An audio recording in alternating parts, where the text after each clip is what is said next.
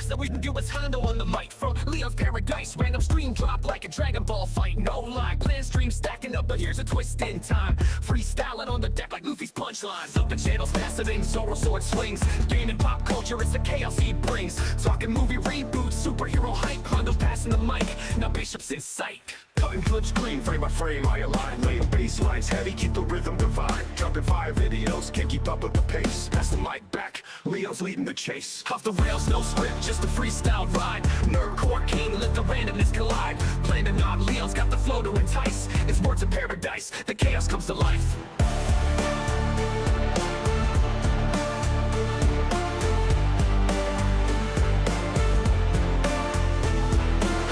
No script, just a freestyle ride. Nerdcore king, let the randomness collide. Planning on Leo's got the flow to entice. It's words of paradise, the chaos comes to life.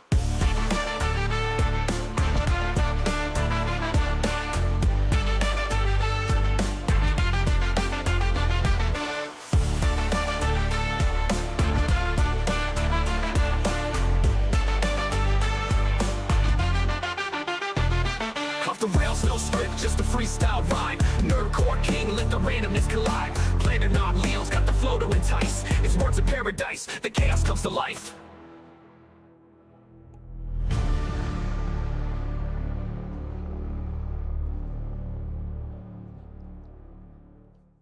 Welcome back to the Lunch Hour. How are all you vital idols doing? That's right, baby. We in it. It is 1 o'clock in the afternoon. My time is lunch. Hopefully y'all getting that protein. You know me, got that green tea with no sugar. And we got loads to talk about today. First, I'm going to address the elephant in the room. I can get all prettied up for you. I'm going to be real, guys. It's been a long morning. It's been a long night. So, yeah, no, you're getting dirty, pulled back hair, shit like that. But that doesn't mean it's not going to be a great stream. We got, obviously, the Gavin Newsom stuff and the Tectone Metatron stuff in the comments. We got more than that, bro. We got our boy Warren calling out Brian Shapiro because Brian Shapiro might be the most insufferable. And, like this is kind of an accomplishment. The most insufferable political commentator on the internet. Of course, we're going to talk a little bit about the Xbox stuff. Also, Rev Says Des put out a video about an amazing digital circus and how fans are turning on it. That's interesting. Not something I would usually cover, but I actually really like Amazing Digital Circus, so I'm curious what the drama is. I am a bit behind, only an episode or two behind. And then last but not least, of course, there's some Nux. Anytime Nux calls out Hassan, we got covered. Anytime anyone calls out Hassan Piker, we got covered. So all in all, it's going to be a absolutely fantastic show. But before we get into actually what all the topics are for today, I'm curious, who was here for the Sunday special stream when we started talking about building the official Words of Paradise Vital Idol website? Let me know. One's in the chat if you were here for the building of the website announcement. You ain't whistling Dixie about that raging ginger scaly cat. Yeah, one's in the chat while I say who's here. Let's see. We got Sea Brew in the house. Anjuna Main is here. Saint Hugo up in this bitch. That old Greenskin. Clip 420. Itzel is here. Butterframed in gold. Fallen Angel. Mr. Kruger. Shout out. Matt Stanford if I hadn't called you out. War Wizard. Matt Fun Cool. Straight Sit Male. You'll love to see it. Roman, what is up? Well, guys. Oh, Hayden, how you doing, homie? Appreciate you.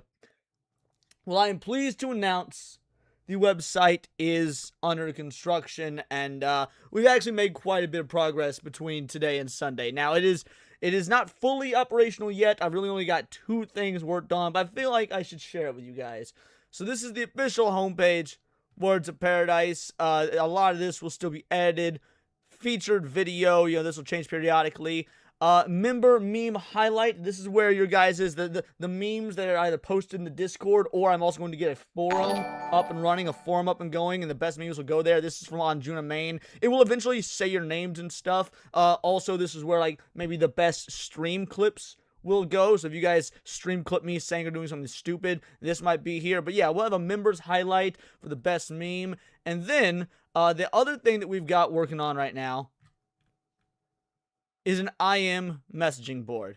Me and Cindy were testing it out last night just to make sure it works. But yeah, old school IM messaging board is also up and running and operational. So that is everything that we've got going on the website so far.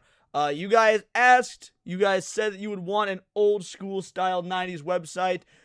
I'm doing my best to deliver. So hopefully that's good enough for you guys. And again, more will come. I'm going to be trying to find an area for like dedicated members. I'm going to be creating a portion that links to all the other channels that I'm affiliated with, you know, Hypnotic, Cine, Sevi, stuff like that.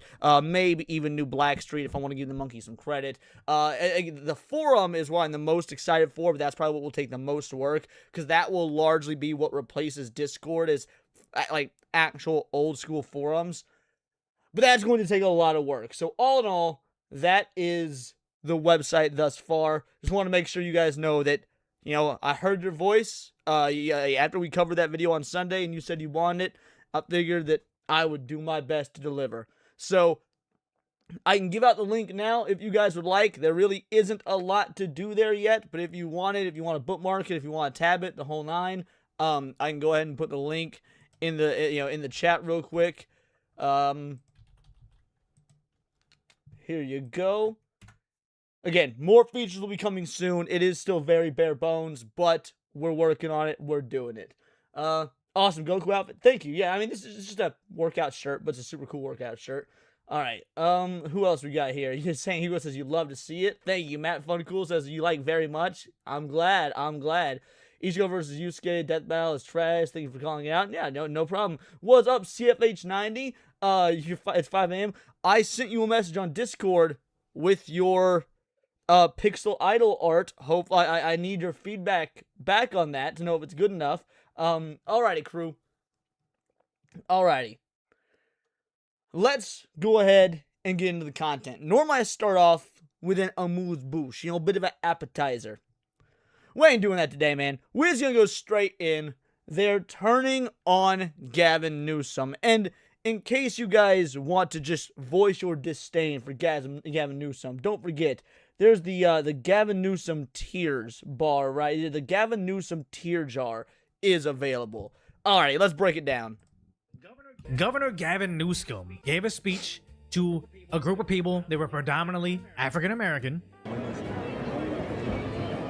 And then he gave us this gem, again letting us know who the Democrats are and how. It is almost amazing how racist the Democrats are and how they get away with it. Because, like, I've heard some pretty off-the-wall racist shit. You know, Kathy Hochul saying that black people don't even know what computers are, for example.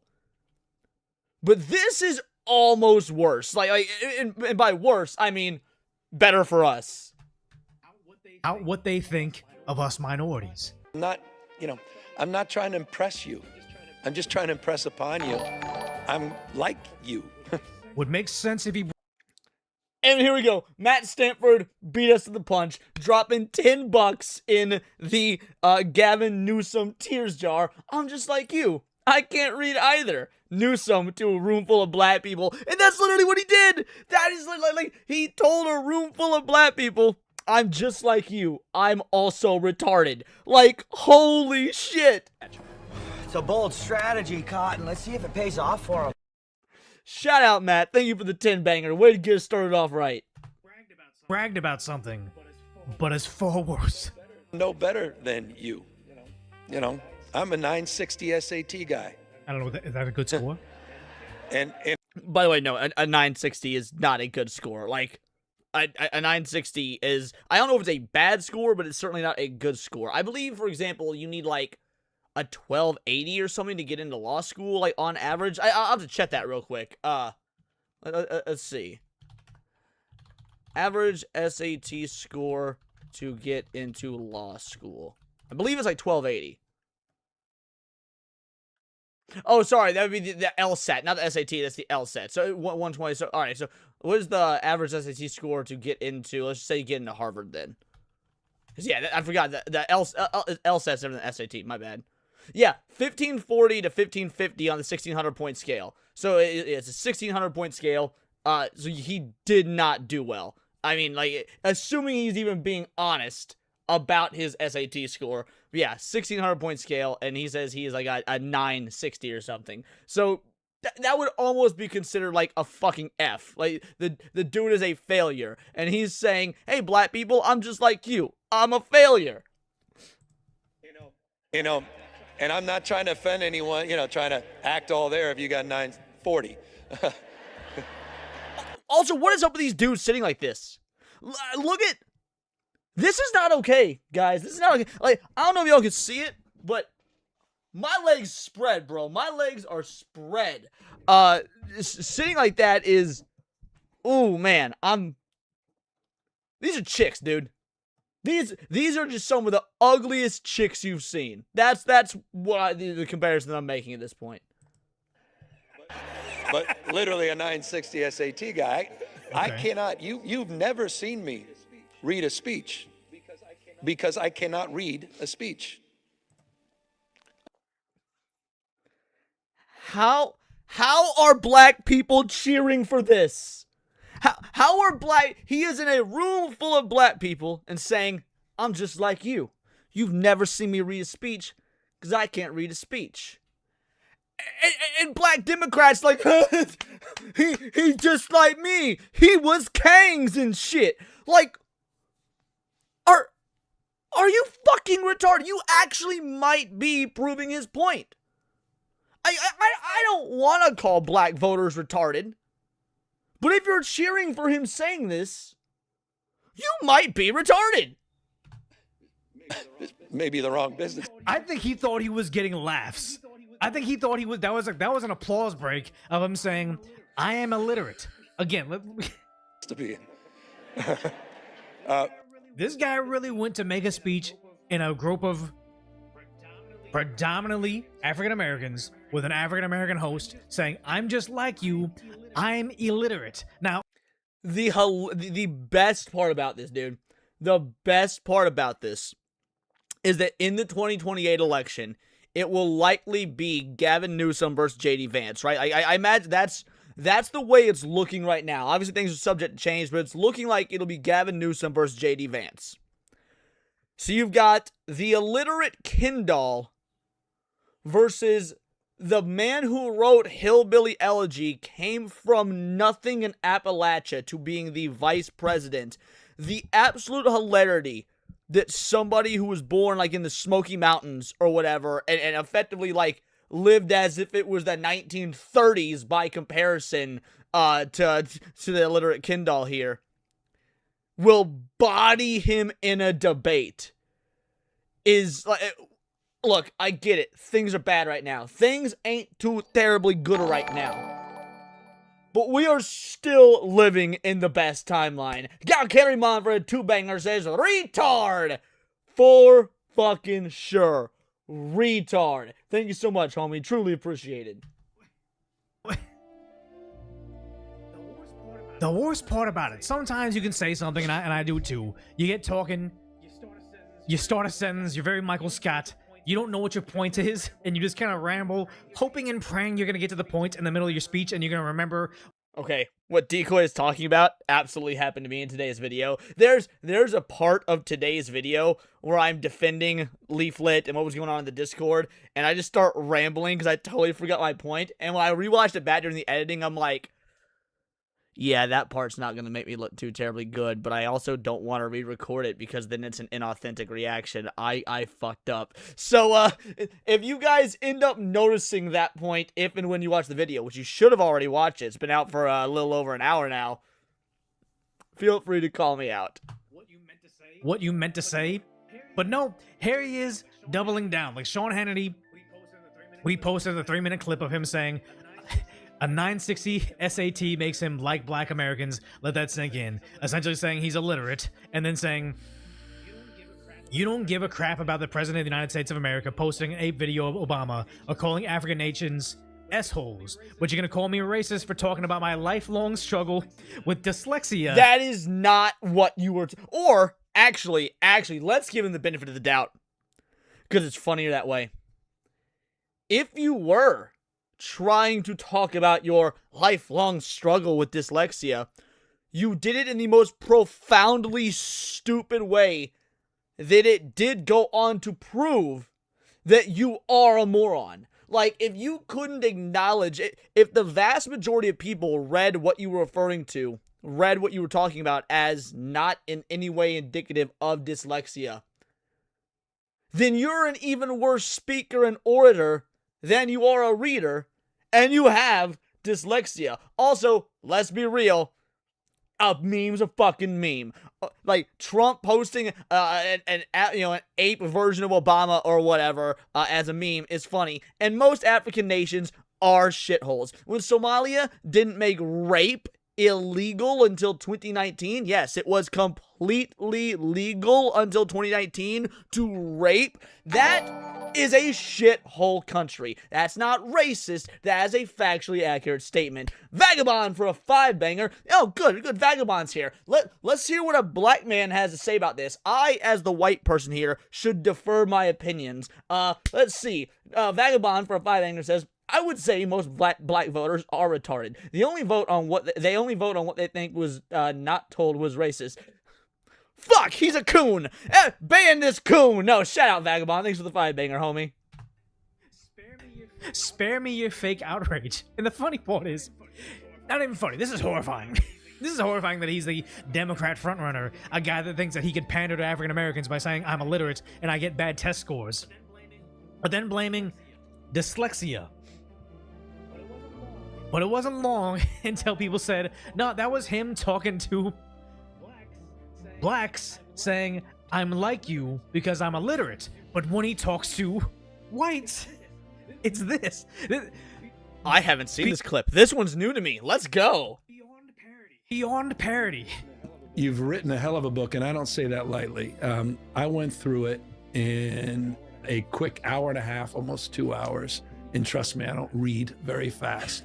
But it reads at an unbelievable pace. It's so well written. Well, thanks for the promise. And of course, it's so familiar because I felt a little bit adjacent to so much of the subject matter. But it's 18 chapters. It's an impressive piece of work. 263 or so pages. You've written a hell of a book, and I don't say. Yeah, so it says he can read a book over 300 pages in less than 2 hours. So can he read, or can he not read? All right, let's find out. Let's find out. Average time to complete a book of roughly 300 pages. On average, a reader typically takes about 5.5 to 7.5 hours to read a 300-page book. For many, this translates finishing a book in 2 to 3 days, though fast readers may finish in 3 to 4 hours. I mean, at this point, he's sounding to me like a fucking Einstein. He's a genius when he's talking to white people. So which is it? He's either a complete liar to black people or a complete liar to white people. Honestly, he's a politician. He's probably a liar to both. It's just the degree to which his lies are. There's no probably. He is a liar to both. But that is fucking hilarious. I finished this book in 3 hours, and I don't even read or 2 hours. Sorry, he said 2 hours. Jeez, bro, the dude. I'm almost begging them to run him in 2028. I don't know, and maybe you guys can clue me in as to your thoughts. I don't know what would be funnier, if the Dems run him or if the Dems run AOC. Like what would be the funnier outcome for the Dems? To run Gavin Newsom, the illiterate Ken doll, or AOC, the big booty Latina who's on her way to abuela status?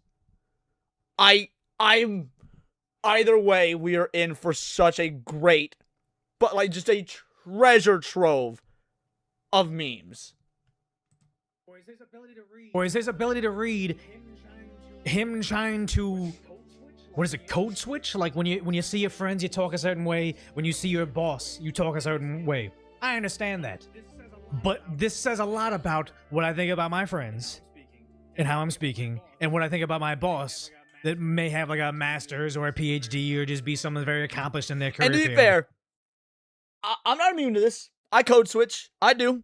I get far more hood rat when I'm talking to Kada and Atreus and whatnot. And I already speak kind of hood rat, right? Like, I already have that trailer trash, that Midwest mush mouth. Like, I'm very much the Wigger Ben Shapiro of the trailer park. So I already kind of got a hood rat cadence to me, and it gets even worse when I'm hanging out with Kate and Atreus. Like when we're at MegaCon next month, and it's the new Blackstreet Words of Paradise crossover because we're all staying together.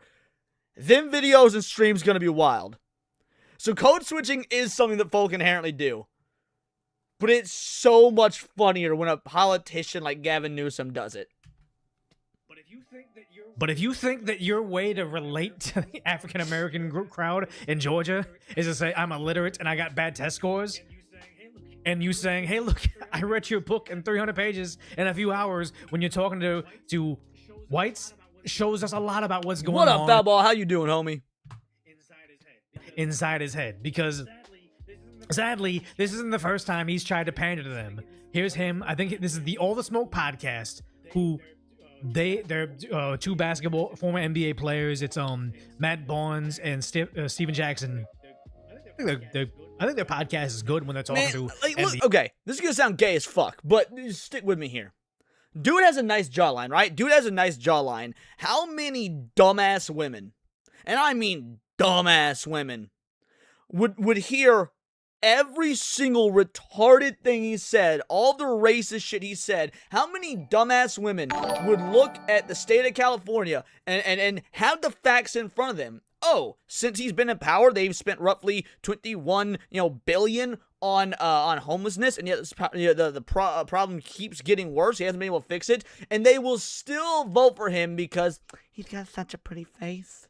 Like, people who make the women shouldn't vote argument are going to have an even more solid argument than they already have when they inevitably run this dude for president. Butterframed in gold for a 5-banger. When I was a kid, my dad would tell me that politicians, lawyers, and actors are professional liars. You can't trust anything they say. Your dad was spitting facts, son. As the rappers would say, that's a bar. Shout out, thank you for the 5-banger, homie. Let's play y'all a clip. How you doing, sir? Can we talk to you? Where are you from? You live in New York? Who are you? Don Lemon. You're a fucking moron, dude. Truly appreciate the 5-banger, homie. Means the absolute world to me. Foulball says, "Bro, I used to say that as a joke, but actually they shouldn't." Wait. Are you trying to say that now it's not a joke and you actually believe it, or you're saying that because maybe I'm misunderstanding what you're meaning? So are you saying yes, repeal the 19th, or you used to say it is a joke and now you mean, like, what's the actual context? So yeah, lay it on me, Foulball. I'm curious. Gay players, but they have twice now been used as the political the urban Okay, yeah. outreach of I didn't know if you meant they shouldn't repeal the 19th or they shouldn't vote. Yes, repeal that shit. Straight up, homie. Straight up. Democrat Party, and here's him trying to say he was poor like them. But also, it was also about paying the bills, man. And it was just like hustling. And I want y'all to, like, think about this. They are likely going to run a Democratic nominee for president that uses the slang term hustling. But by the same token, they're always upsetting spaghetti about the terminology and the slang and the just kind of crass way that Donald Trump speaks. Like, this is rules for thee, but not for me. But because he's thin and because he looks, good in a suit and has a nice jawline and his hair's slipped back like a fucking Dracula, they're gonna give him a pass. And so I was out there kind of raising myself, turning on the TV, started, just getting obsessed, sitting there with the Wonder Bread and 5 stacks of, it's like the White Stack Five story. They're all laughing at because he had Wonder Bread and mac and cheese. Is that what he thinks the black experience is? He thinks being illiterate and having low test scores is it, so I'm not surprised. But Gavin Newsom draws the line at purple drink, all right? He ain't gonna have none of that purple drink. Come on. Kraft macaroni and cheese. Bro. Are you talking about me? Young YG. YG, man. Every day in the backyard, just bouncing the basketball. Every day. Throwing the ball against the wall until... Throwing the basketball. Being home alone. Also, maybe I'm maybe now I'm getting too nitpicky here, but he says, bouncing the basketball. If he was actually growing up like in that hood rat lifestyle, wouldn't he say dribbling? Right? Wouldn't he say dribbling? Would he say bouncing? Or bouncing to me sounds like a white person term. I feel like he'd say dribbling, right? Zevin Cross, shout out, you became a pixel idol. Shout out, Zevin Cross. I don't know if you know how pixel idols work, so let me lay it out for you. It's a brand new tier, so we're still working on building it. It will hopefully go live by the end of this week or early next week. There will now be a dedicated visual at the end of all videos thanking the Pixel Idol members, and it will be an avatar of yourself or whatever you want it to look like in a 16-bit video game format. So you just DM me either on X or in the Discord, if you remember the Discord, telling me what you want your pixel art avatar to look like, what name you want above it. I assume it would just be like your YouTube name, ZevinCross3473 or whatnot. That way I can add you to the Pixel Idol GIF image that will appear as a thank you at the end of all videos. I appreciate the membership, dude. Thank you oh so much. And then Fab coming in with a 20 banger. Hey, Leon in chat. Sorry I'm late. Just got back from watching your React video. Hey, dude, don't thank me. I should be thanking you. I wouldn't have even known about that situation if it weren't for you. So, yeah, if y'all are liking today's video, which, by the way, I'm liking today's video, because at least at the time of recording this or doing the stream, let me show y'all something. Let me show y'all a little something. Bingo, bango, bongo. Bro, number 2 trending, baby. Number 2 trending in my recent updates. So really, the video will be taken off, and it's all because of Fab. So again, thank you for providing me with content that seems to be doing well.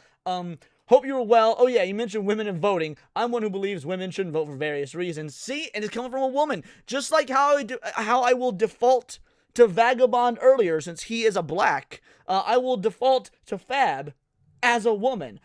Shout out, thank you for the 20 banger. I appreciate you. And shout out to Zevin Cross for becoming a pixel idol. And now, shout out to Butter Framed in Gold for the 5 banger. Me register for the draft to vote.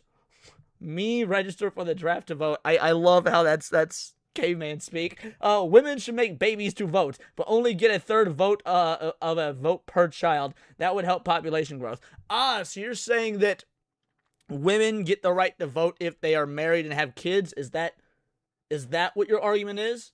I think you could make a solid case for that. I don't like. I'm kind of the proponent of 1 vote per household. But I can see an argument there because if a woman has a child, she then actually has stake in the future of the country, therefore making the vote a bit more valid. All in all, I can see that. And then we got War Wizard for a 2-banger, just like we default to me for trans. All right, I see what you did there. Shout out. Thank you so much. I appreciate you. You guys came in with just some massive dono bangers, like all in succession. I think that means y'all need some horsecock. Horse semen's great. I'm digging horsecock. Is your cock a horse cock? You will never hear me say it nay. Ooh, as I speak more. My favorite stallion I keep in my top drawer kinda goes hard though. Cause there is no cock like horse cock. Send your asshole into shock and eat horse. I don't know how we're going to ever top horsecock. Shout out. Thank you all so much for the donos. It is truly appreciated. And I want to cover one additional chat that wasn't a dono, but it is so true. Portal gameplay. If you can't beat Portal 1 and 2, you can't vote. I would also accept that.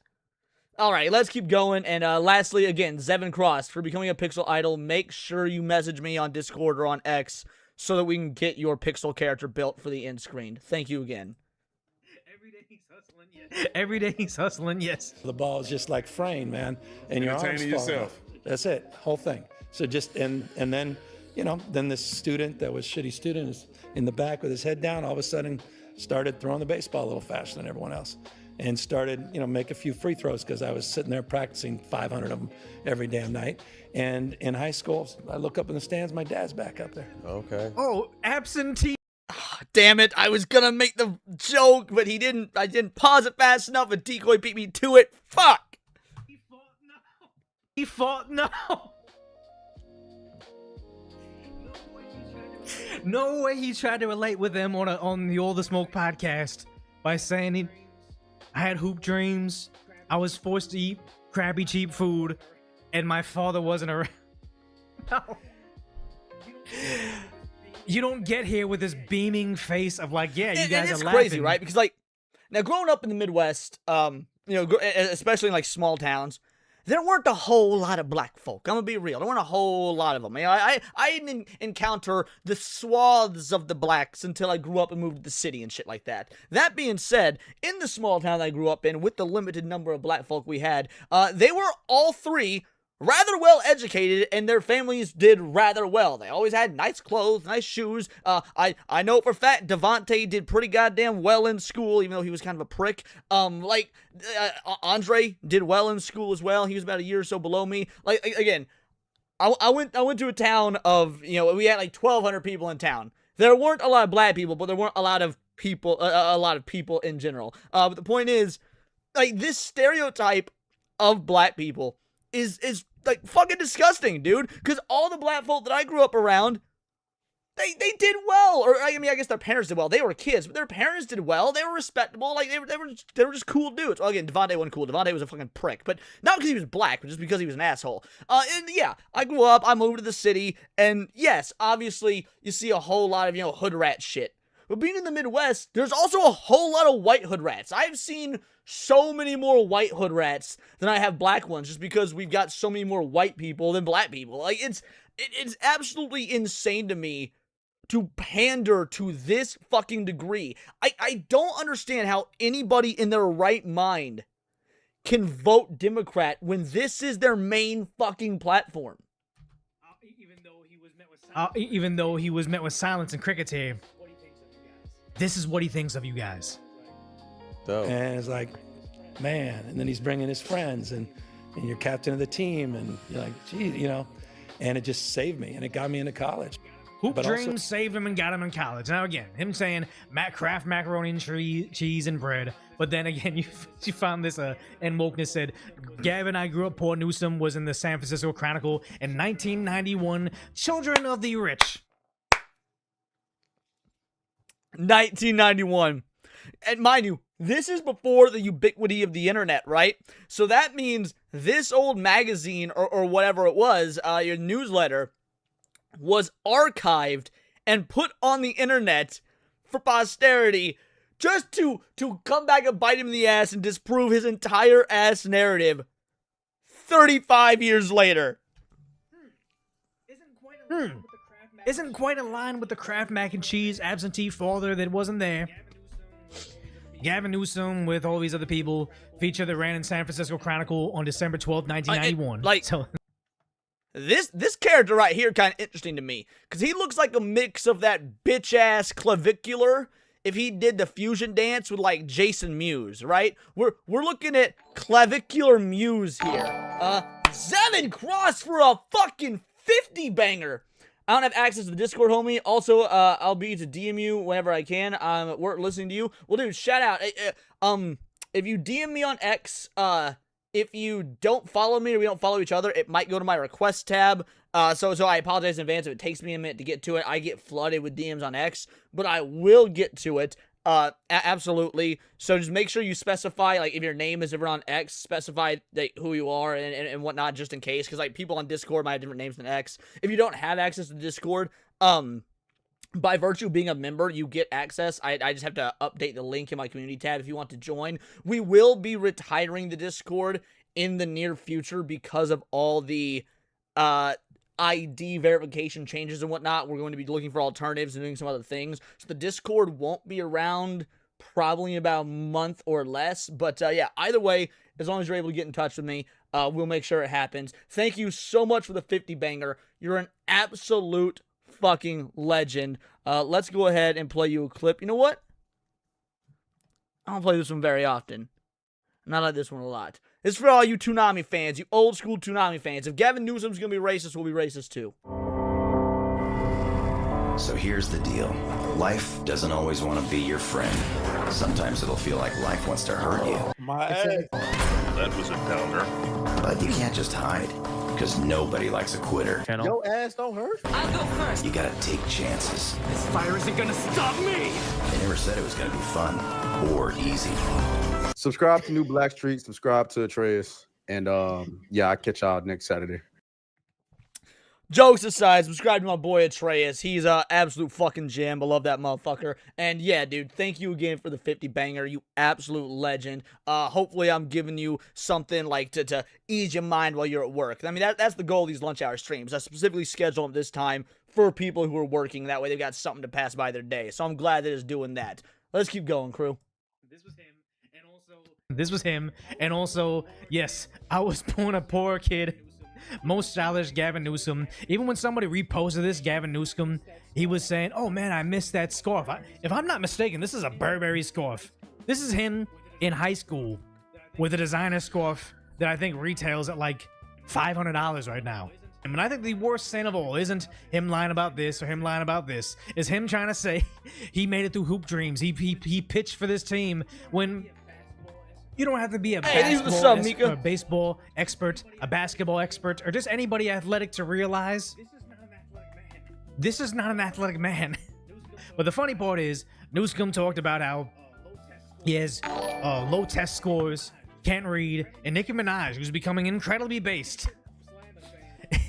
slammed him saying his way with bonding with black people is to tell them how stupid he is and that he can't read. I'll be real, guys. I'll be real.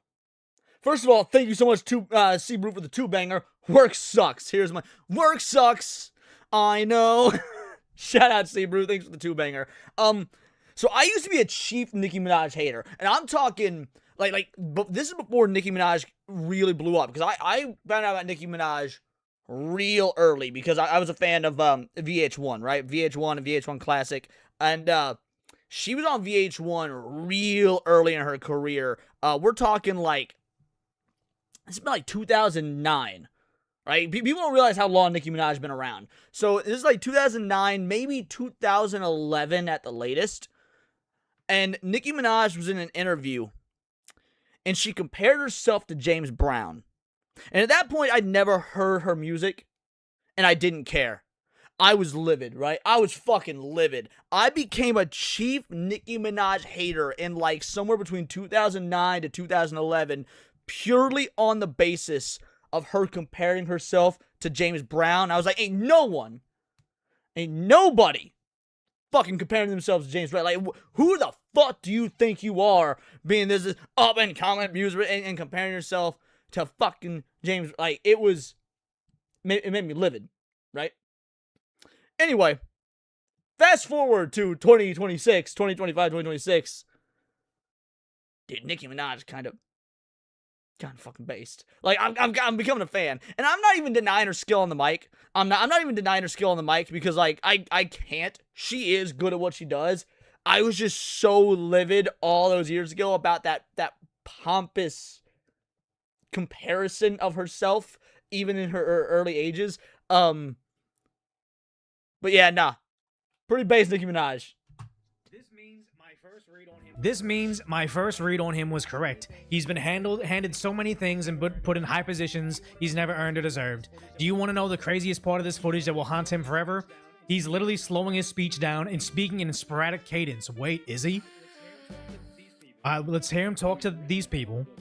You've written a hell of a book, and I don't say that lightly. I went through it in a quick hour and a half, almost 2 hours. And trust me, I don't read very fast. Okay, now here's him talking to predominantly African Americans. I'm not trying to impress you. I'm just trying to impress upon you. You mean oppress upon you? Because that's what the Dems do. That's what the left does. They continue to oppress black people. They ostracize you. They tell you you're not one of us. I mean, there's that famous Biden quote. Come on, man. If you don't vote Democrat, you ain't black. Like, remember, Joe Biden said that to a room of black people. He said, if you don't vote Democrat, you ain't black. Like, there is no worse oppression for black people than the Democrat Party.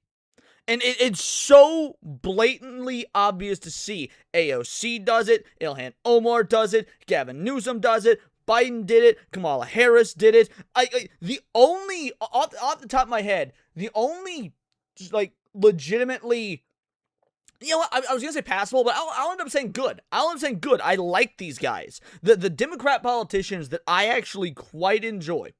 Even if I can completely disagree with them on policy, but even if I disagree on policy, I like the way they carry themselves. I think they are actively trying their best.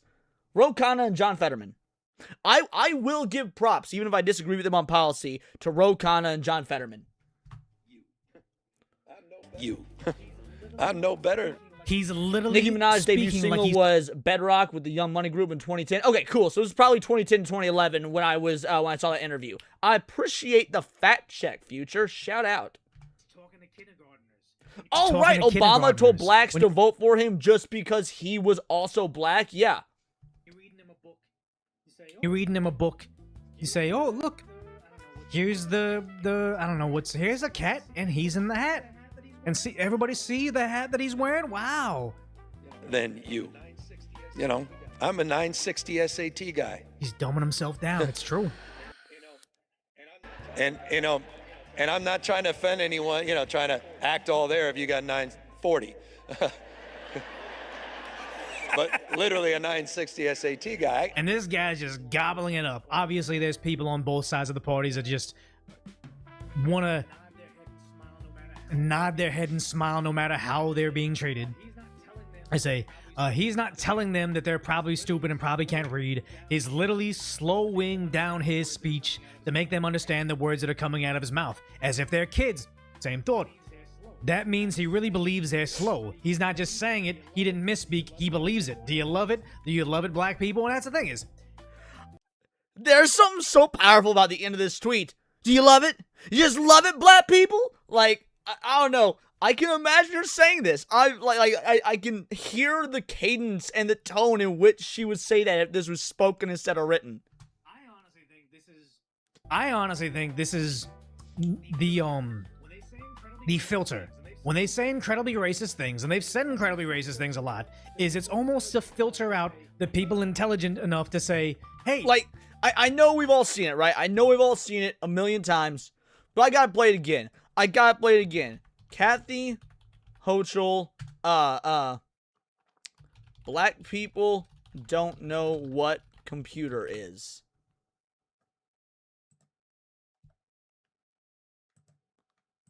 Alrighty. Oh, nope. Right now we have, young black kids growing up in the Bronx who don't even know what the word computer is. They don't know. They don't know these things. And I want the world open up to all of. Right now we have, young black kids growing up in the Bronx who don't even know what the word computer is. Guys, this was just a couple of years ago. How fucking insulting. How insulting is that to the black community? And they still vote for these motherfuckers. This is disingenuous. He doesn't think very high of us. This is like when Biden came into office, like all about equality and Trump is a racist, blah, blah, blah. And there was that lawsuit from the Ivy League and Asians saying, hey, with affirmative action, you are, see, obviously I didn't go to the Ivy League. I can't think of the word right now. But you are not oppressing us. Your chat will probably know. But the idea is they're treating us unfairly by holding us to higher standards. So as soon as Biden got in office, and you might have forgotten this, but I hold it near, close to me, is Biden gets in office and says, we're going to go ahead and block that lawsuit from Asians in the Ivy League schools because they wouldn't admit them without stellar test scores compared to other races. But you know what?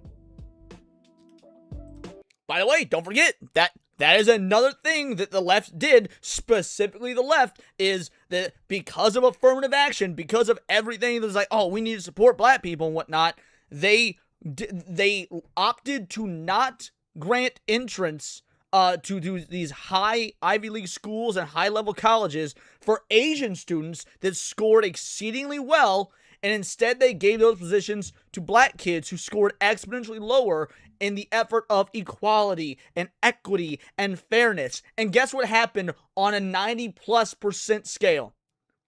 Those black kids couldn't handle it and they dropped out. Like the left were inherently, intentionally racist towards Asians and to propose this faux fairness to black people. How can anybody be okay with this party? Shout out, gotta carry mom friend 99-cent super stickers, whipping that banana. I'm gonna have Korean supergroup BTS visit me in the White House. I'm gonna play some of their songs. They don't know what the at the time, I think, of BTS, it's 7 members. One of them spoke English, the other ones didn't. Based BTS, by the way. I don't give a fuck what any of y'all say, bro. I've been a BTS fan for years. Way before they were even singing in English, by the way. Way before they were singing in English, dude. I was listening to BTS back in like fucking 2017 or some shit. Way before they spoke English. Dude, BTS kicks ass, and I don't give a fuck what any of y'all say. They sit there, have Biden speaking to them in English. They don't know what the heck he's saying. He plays their song, and he shows to the world. Biden knows what Asians are going through. He didn't invite Asians in Asian grandmothers in San Francisco that are getting beaten in the streets to come to the White House. No, he invited a K-pop supergroup because he thinks that all he had to do to pander to Asian voters is talk to BTS in a language they don't understand and then move on. To be fair, with the way Biden spoke, he was speaking in a language that really nobody could understand. Excluding us from colleges. Yeah, he brought BTS to the White House and showed them a music video of themselves, and then just talked about how, oh yeah, we gotta stop Asian hate. And remember, stop Asian hate was. And what racial group committed most of the Asian hate? I'll just let you guys linger with that one. Gaining lots of steam during the BLM movement, or right after the BLM movement, and then Mohammed Anwar lost his life, was killed. Oh, thanks for the bits. When 2 black girls robbed him with a taser when he was delivering Uber Eats, and then that was during COVID when the lockdowns and the National Guard was deployed. They used a taser to rob him. The car tumbled, and then when he was losing his life, National Guardsmen didn't know what was going on. They were just crying about, "Where's my phone? Where's my phone? I gotta get my phone." That's what ended Stop Asian Hate. The movement, like the news outlets even said, hey, we gotta stop talking about Stop Asian Hate. And then Biden again hates on Asians by blocking a lawsuit and then brings on BTS to the White House. It is very, very demeaning. But again, this is just who they are. This is what. Now, to be fair, I do kind of blame this on the Asian community themselves, right? You can't make like 50 years worth of badass martial arts movies, and then when you get into altercations with black people, not whip out the kung fu and beat their ass. Like, that, at that point, that's just false advertising. You have led me in my entire life to believe that you were all on that Jackie Chan shit, and then when the moment it comes to prove it, dude, you stall out. Nah, bro, fake Asians. What they see, this is how they see minorities, because, again, people talking about how this was a pretty racist statement to make, but this is something they've been saying for a long time. Poor kids are just as bright and just as talented as white kids. Poor kids are just as bright and just as intelligent as white kids. What do you mean by that, Biden? So are only black kids poor? Poor kids are just as bright and just as talented as white kids? I don't know, man. Seems to me like the Dems got a racist problem. Poor kids are just as smart and talented as white kids. And then you had this statement over here. This is... God damn it, I played this already. Fuck you, I beat you to it. Wow. From Governor Kathy Hochul. Young black kids growing up in the Bronx who don't even know what the word computer is. They don't know. They don't know these things. The most racist thing I've ever heard from a politician's mouth, and that's coming right after Biden said this as well. But the craziest part is, Kamala also used all the smoke guys. Remember, we're not going to watch the whole thing. Vice President Kamala Harris doesn't do press conferences. Bro is referencing his own video. I love that. It's like, oh, the source? You want the source? Source is me, motherfucker. But you will do softball interviews on a basketball podcast. One of my guilty pleasures, especially when I'm on the road, are my Doritos. Oh, what flavor? Nacho. Old school, original. OG, Come on. yeah. But when she's not talking about... Honestly, I don't care how racist Kamala Harris is. I don't care how bad her economic policy is. I don't care how many people she threw in prison for minor weed offenses just to pass her numbers when she was the AG. The fact that she went with original Doritos over Cool Ranch, bro, that should tell you everything you need to know about this broad. About pressing issues like Dorito flavors, she's carambling her nonsense. What is your economic plan moving forward for people who are living paycheck to paycheck and struggling for groceries? You aren't blocked. You can see your name in the chat, Expression Warrior. And rent and homeowners. So, look, I grew up, so my sister and I were raised. Which she almost went back into that middle-class family line while wearing her middle-class Oh my god, the $62,000 necklace was the big thing when she... $62,000 necklace. Y'all want to know how much this necklace was? I want y'all to take a guess how much this necklace was right here. And by the way, it wasn't even just the necklace. I bought the necklace and the bracelet together, right? The necklace and the bracelet I bought at the same time, right? They was a package deal. I'll let y'all take a guess before I tell you. You're not far off, Future Over You. It wasn't $350. It was more than $350. It was less than $20. It was less than $15, Gal Carrymon. It was less than $15. That was 3 guesses. $12.99. My necklace, bracelet combo, $12.99. She would always try to say she's middle class. I remember that. That was a big deal. But let me just get to that one part of the video. Watch their show. But something tells me at least Stack wasn't buying all of Carambola's answers. My best friend from kindergarten is still one of my best friends. That's crazy. Right? He doesn't... Stacey Johnson. Yeah, that's dope. As you see him rolling his eyes here, but it immediately jump cuts to him smiling and nodding. Which means they went... Exactly. They had a 50-minute video, had to cut it down to 47 minutes, even with the ads and everything. But yeah, they've been doing this for quite some time, the pandering on what they think of their black voters. Very, very sad and scary. But finally, you can tell how bad it's gotten when you have, from Overton News, Governor Gavin Newsom is even being called out by CNN because... Okay.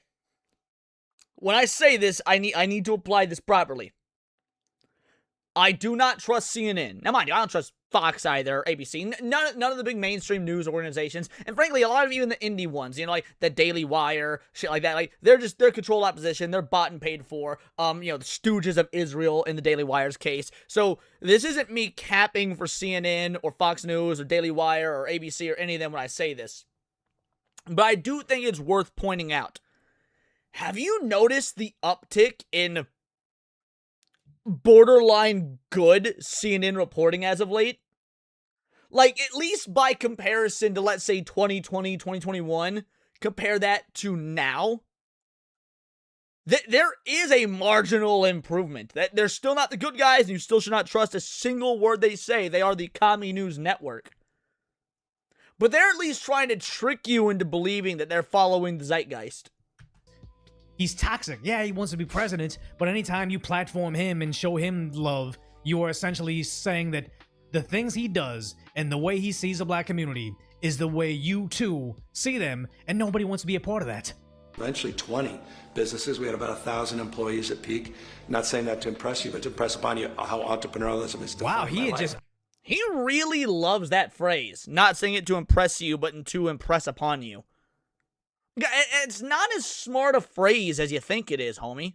I'm not saying that to impress you. I'm saying it to impress upon you is the most confusing statement ever. But again, whoever's advising him is regarded.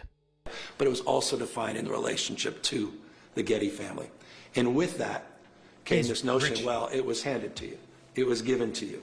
You inherited it, as opposed to the hard work and that grind that defined the lived experience. Can it be both? You have the hard work and grind, and you had doors open. Yeah. Oh no. And that's. I mean, it's not just the Gettys. Your grandfather. Yeah, everything was handed to him on a silver spoon, including. I can't believe that a CNN reporter would actually call that out. Like, I'm literally shocked that a CNN reporter would even ask that question. Including being mayor in San Francisco, governor of California. I don't think he's earned a single thing because he just has the familial connection. Play Lunar says, instead of outright lying, they're following the other mainstream news and simply misinterpreting and twisting the facts. Honestly, prefer the abject lie. Many will fall for the spin. I agree with that completely. It is far easier to psyop individuals if you go with the 70% truth than a 30% spin. Absolutely, more people will fall for that. Facts. And your father were both very connected in San Francisco. I'm here because of all of them and their shoulders and 100%. And it was those two. So all those doors, all the privileges of those relationships, remarkable gifts. And they're deeply mined and discussed there. And then again with a work ethic. If he really cares about equality, he'd step down and say, "Hey, we should run a woman of color or a woman in the or somebody in the LGBT community." If he really cared about okay, I mean, have we seen the way he crosses his legs? He is part of the LGBT community. Let's be real. Equality, he'd be stepping down, but no, he doesn't care about equality. He cares about his ego. From my mom, and so it was both and so I was comfortable and uncomfortable in so many ways in both worlds, and I just navigated back and forth. If I was on a vacation, and we describe a number of interesting vacations overseas with my father and the family, these adventures, my mom was back these home. Adventures, these lavish vacations that has nothing to do with his mac and cheese and Wonder Bread adventures. Weren't just adventures. You went on safaris, you took pictures from helicopters, you were partying with Jack Nicholson. Yeah. His Faye doesn't know how to act. Yeah.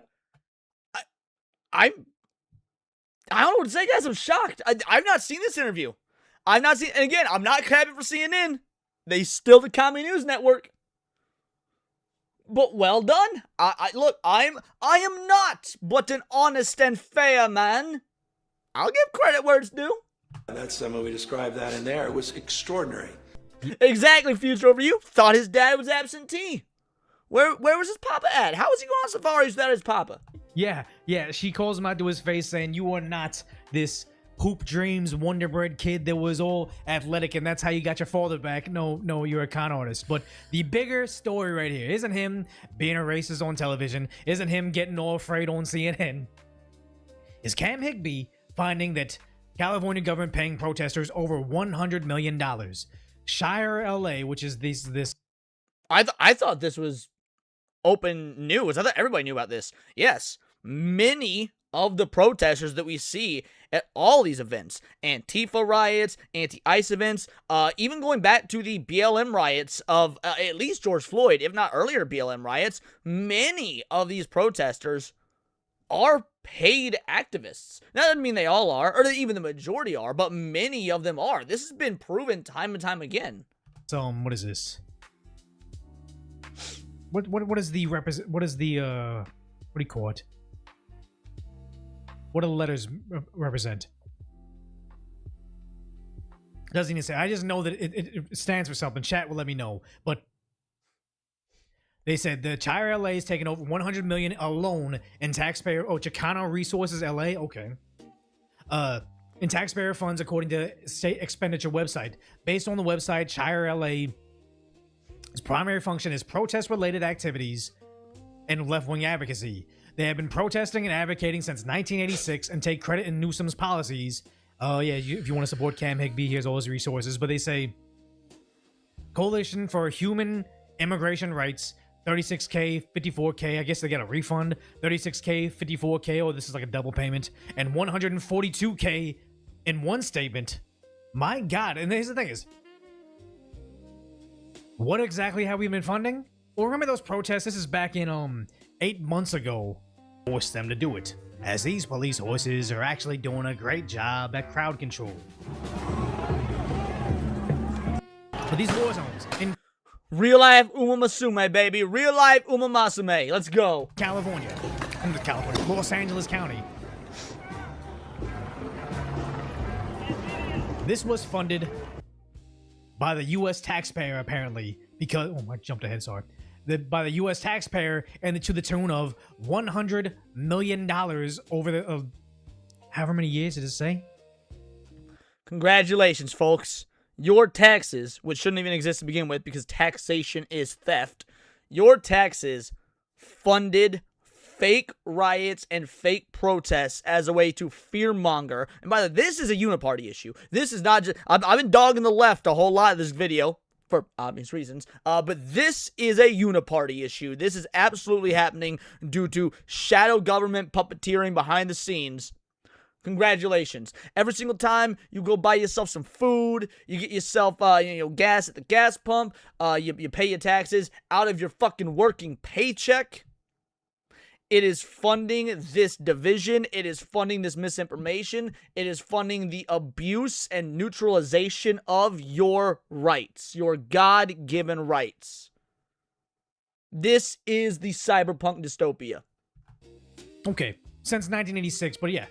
Hundreds of thousands of dollars in one payment. This sounds like some Cuba stuff, exactly, because you see this from, what is it, Jimmy Russlin saying, the board members and staff of Shire LA, they have, how many people? 1, 2, 3, 4, 5, like 10 people here making over 6 figures in compensation alone. Who knows how are they skimming all the top? Are they getting kickbacks when they do other operations? But all these people getting 6-figure incomes, what meanwhile, like the state and the city is largely unaffordable to most of us and crime-ridden because of this same organization. It's insane to think that, yeah, Cam Higby also called out like this is his watermark on this thing. But Shire LA straight up on their Instagram account that apparently we paid $100 million to as abolish ICE on fire. Now again, kind of confusing because if you think that this is ICE and they have it on fire, that'd be anti-ICE.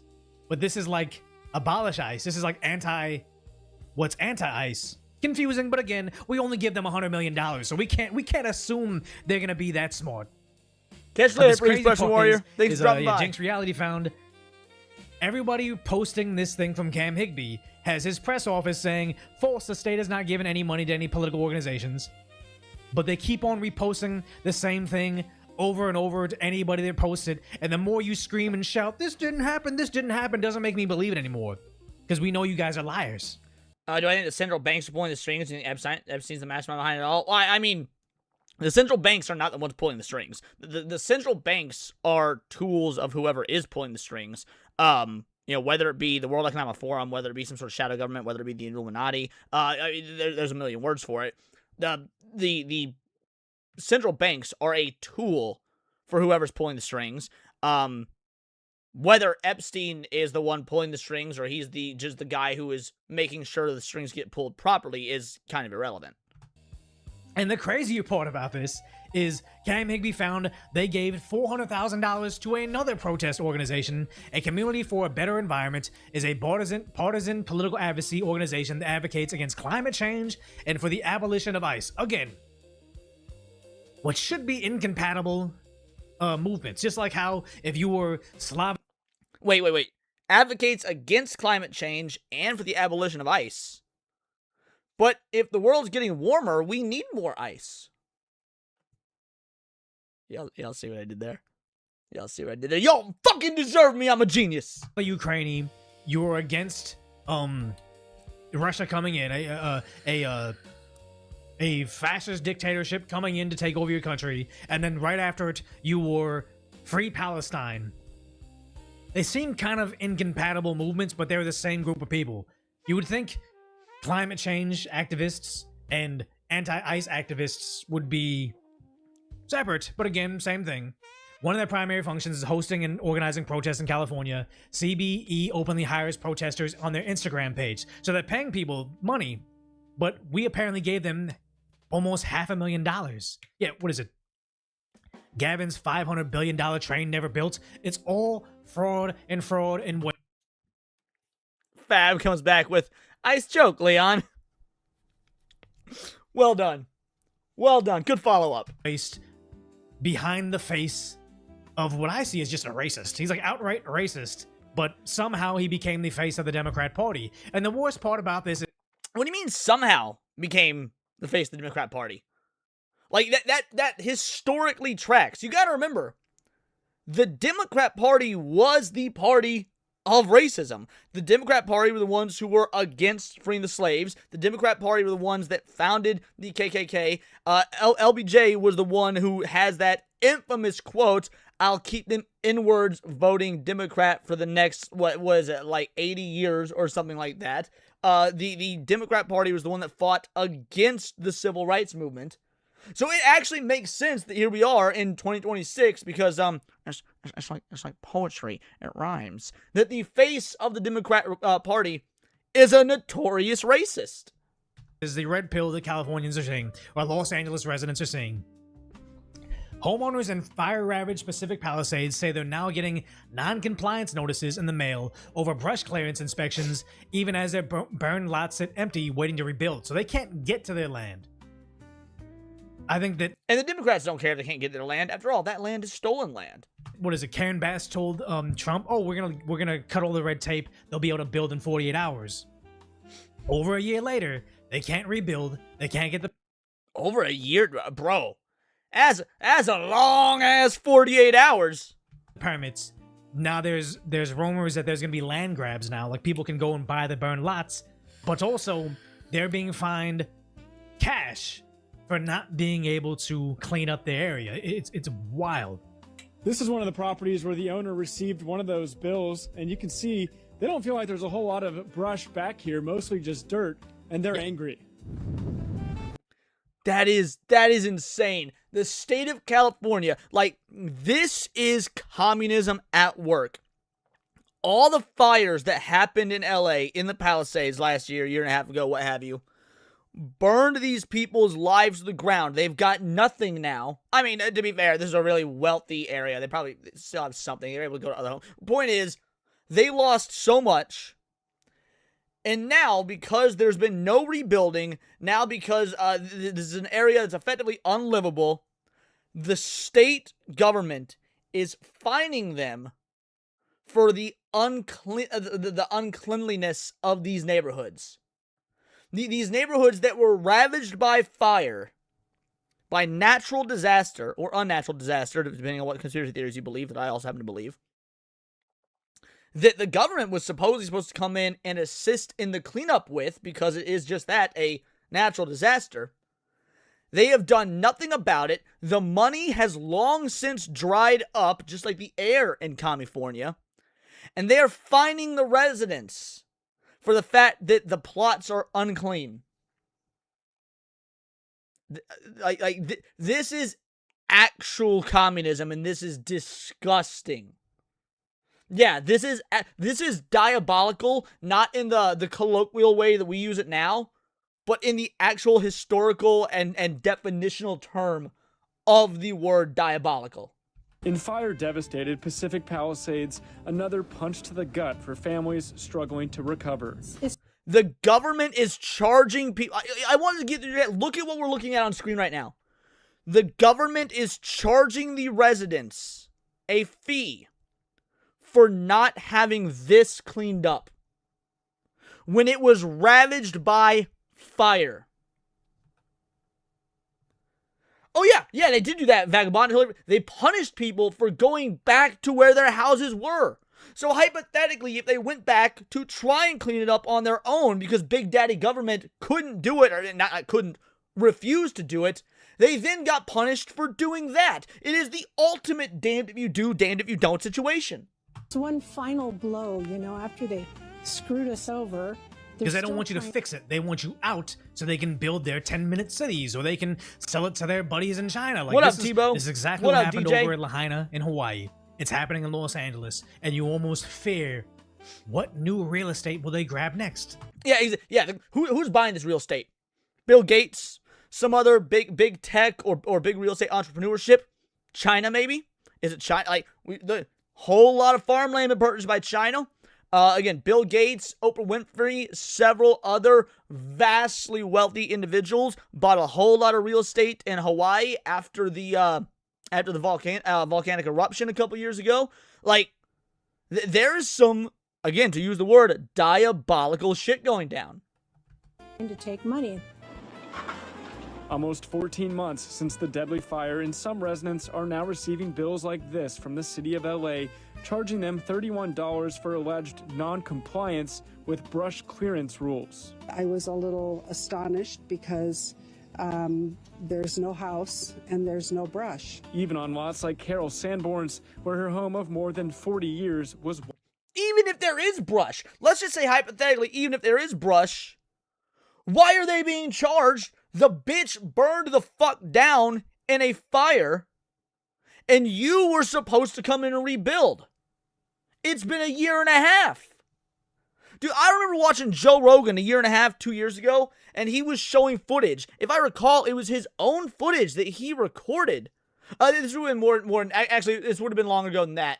No, I think it was, because by this point, Joe Rogan was in Texas, but I think he was, like, back in California for a comedy gig or something. Either way, he's driving down the 405, or wherever the fucking highway is, and just recording the brush fires along the highway while he's driving. Again, maybe it wasn't his own footage, maybe he was showing someone else's footage. Whose footage it is irrelevant. But the point is, why would this fall on the citizen? Wiped away. Well, I do know of several other people who've gotten the notice, and a lot of people are just angry about it. Yeah, exactly, straight Sith The male. sad part is they're angry about it, but are they angry enough to vote against it? Because it's sad. Like, California should be this Democrat utopia. The Democrats have run everything top to bottom in the state for decades. Why aren't more people in the country saying, man, socialism sure is great? Where are they kind of dabbling with that? Oh, over in California, Los Angeles, San Francisco, Sacramento, run by Democrats forever. How come it isn't this utopia that rich Americans and poor Americans, by and large, Americans, not immigrants, come over here because it's working so well? Why is it that they're losing so many citizens, they're losing seats in the House, they're losing electoral college votes because the system is broken so badly? It's nothing, but, you know. Well, because the reason they're not losing so badly is because the stubborn morons stay there and continue to vote left, and then the people that think, oh, wow, this is bad, let's get the fuck out, let's go to Florida, let's go to Texas, let's go to the Carolinas, let's go to Tennessee, are now moving to those areas, but they're still voting blue once they move there, which is actually corrupting the rest of the country that has these policies that are not infectious and destructive like the ones in California, but will then become that because these people that move out of California still can't make the logical leap to, hey, the reason California is such a shithole is because of the left's communist domination. We're going to vote for the same thing in these predominantly and historically right-leaning areas, thus destroying those parts of the country. I'm not paying it. It's the principle of it. Arnold Schwarzenegger was a Republican almost in name only. He's like the original Rhino. Well, Arnold Schwarzenegger is a Reagan Republican. So yeah, I mean, I would agree that that's a rhino. I would absolutely agree that that's a rhino.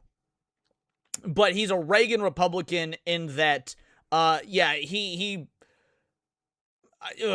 there's nothing nice I can say about Reagan Republicanism. There is nothing nice I can say about Reagan Republicanism. Receiving the fines for brush clearance. So where's the brush? There isn't any. Really. Oh, they're just getting fined. It's almost automated getting fined. It's mostly dirt. Christine Martinez with construction almost done. I'm sure they didn't come out and inspect it because there's nothing to be in compliance or out of compliance for. Automated. So on the bill it says to call this number if you have any questions about the invoice. You said you were living in California when Arnold was the governor. It sucked. And we want to know the bitch of the bunch. And you can let me know if I'm correct about this, straight Sith male, because obviously I wasn't. I've never been to California. I've never lived there. I've never been there, the whole nine. But if I had to wager a guess, California under Rhino Reagan Schwarzenegger was probably still objectively better than it is now. By probably every metric. Let's give it a try.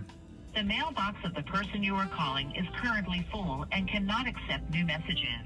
Please try your call again. The inbox is full. Give us your money anyway. I wonder if they'll be fined on top of the fine for not paying it. So residents with questions about their bill can't even leave a message because it says the mailbox is full. Their voicemail is full. Can't leave a message. So the next thing was they said to write. So I wrote. That was last week. I haven't heard anything. Are you going to pay it? No. Have no intention of. Look at these liberal white women actually not paying their taxes, supposedly. I'm almost impressed. Carol writing back to the city this letter with red ink. I wrote, this is insulting and cruel. We have no house and we have no brush. A spokesperson for the mayor's office says they're working with LAFD to look into these fines. I'm starting to believe they don't want us back. Well, many. And yet you're still not going to vote Republican. Because she's correct. They don't want you back. They don't want you back. They want to usurp your land, and they want to do some sort of diabolical evil shit with it. And again, depending on the conspiracy theories you believe, these fires were not accidental. This is part of a larger plan. But let's take the conspiracy theory out the window. Let's pretend or acknowledge that these were accidental fires. There was a natural disaster. Even if that's true, then that means at the very least that the state government and the powers that be above that are being opportunistic. At the very least, they're being opportunistic. Oh, all these folk are gone now. We have all this land that was originally taken up by God knows how many people. Now we can usurp this land, we can steal this land, and we can do who knows what for our machinations going forward, our evil Machiavellian machinations. Man, Machiavellian machinations, that's such a good fucking alliteration. Anyway, yeah, they don't want you back. These people are so close to realizing it. They are so close to understanding the global elite cabal of villainy. And yet they probably will still vote left. You say they're not paying the fee. Not that voting right would probably be too much different since it is a uniparty thing, but it might at least delay it. Out of principle. It's disappointing to get something like this and feel that somehow the city's working against you instead of with you. Reporting in Pacific Palisades, Matthew Seedorf, Fox 11 News. LA Mayor Karen Bass's office provided us with a statement saying, "This is unacceptable. No resident who lost their home in the Palisades should receive this charge." The mayor's saying that no one should... Bitch! Y'all's government are the one charging them! You lying ass broad! The mayor's office is in contact with the LAFD. And again, nobody should be getting this charge. We'll be in contact in the near future.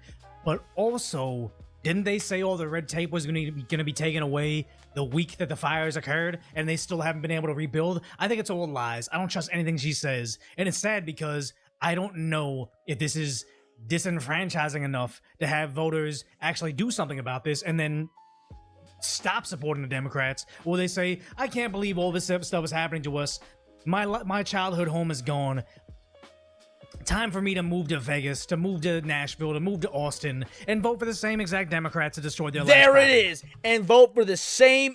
See, Decoy gets it. Vote for the same exact people and policies that have destroyed California. Because you guys got to remember, or maybe you don't know. Like I say remember, you have to be pretty old to remember this. I don't remember, it hasn't happened in my lifetime. But back in the day, back in the 40s and 50s and whatnot, did you know, like, look at Hollywood now. You would be shocked to know that back in the 40s and 50s, Hollywood was a bastion of republicanism, a bastion of conservatism. Hollywood was staunchly anti-commie. Dude, Walt Disney, how many of y'all knew Walt Disney was a fucking government informant on commies? Oh, how the mighty have fucking fallen. Yeah, excellent video. Excellent video. Let me link it in the chat for you guys. Governor Gavin. This is an encapsulation of everything that we've been talking about thus far. I mean, I cannot think... I know we spent an hour and 20 minutes on a 30-minute video, but it is incredibly necessary to talk about because, I mean, this was a brilliant breakdown. Decoy doesn't usually go... So this was his second channel, Decaf Decoy, so it's just like stream clips. But this one went so hard in the paint. This might be, while maybe not technically his best in terms of like digestibility and editing, but in terms of sheer info dump, that might be one of the best Decoy videos I have ever seen. Absolute fucking props. Whew, damn. Cali used to be proud of the freedom we had, and they moved in Folsom from Oregon and New York, and I'm sure Seattle, and all these other just shithole portions of the country. It's sad, dude. Absolutely sad.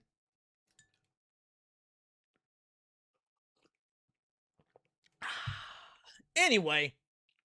Yeah, all because of the weather. Yeah. Oh, people wanted the nice weather. Great. You destroyed one of the most beautiful states in the fucking nation because you liked the weather. Dumb cunts. Speaking of dumb cunts, I guess it's more Australian than British. But we're going to get into some UK shit. I know, I'm sure this will make Fab happy. I'm sure this will make Fantastically, Amazingly Brilliant happy. Because we're going to get in, because, like, look. We've shit on the US for the last hour, 20 minutes. We got to give the UK their turn.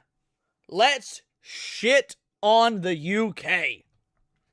Has Shire posting gone too far? Oh, let's go. Bro, I've been covering the Shire stuff usually about once a week for the last 2 to 3 weeks now.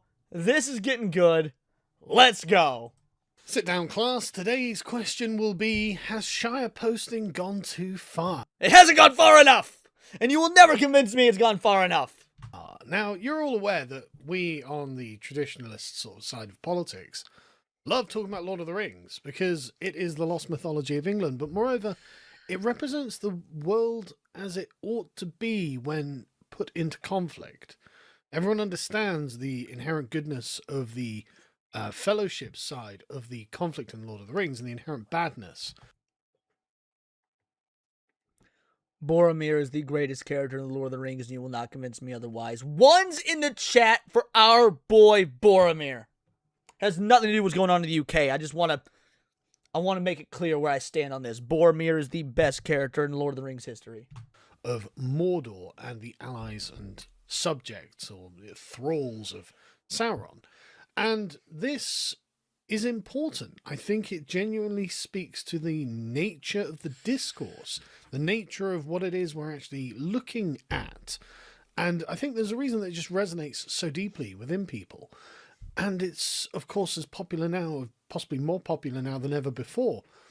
And it's really just the standard by which we determine the mythological truth of what.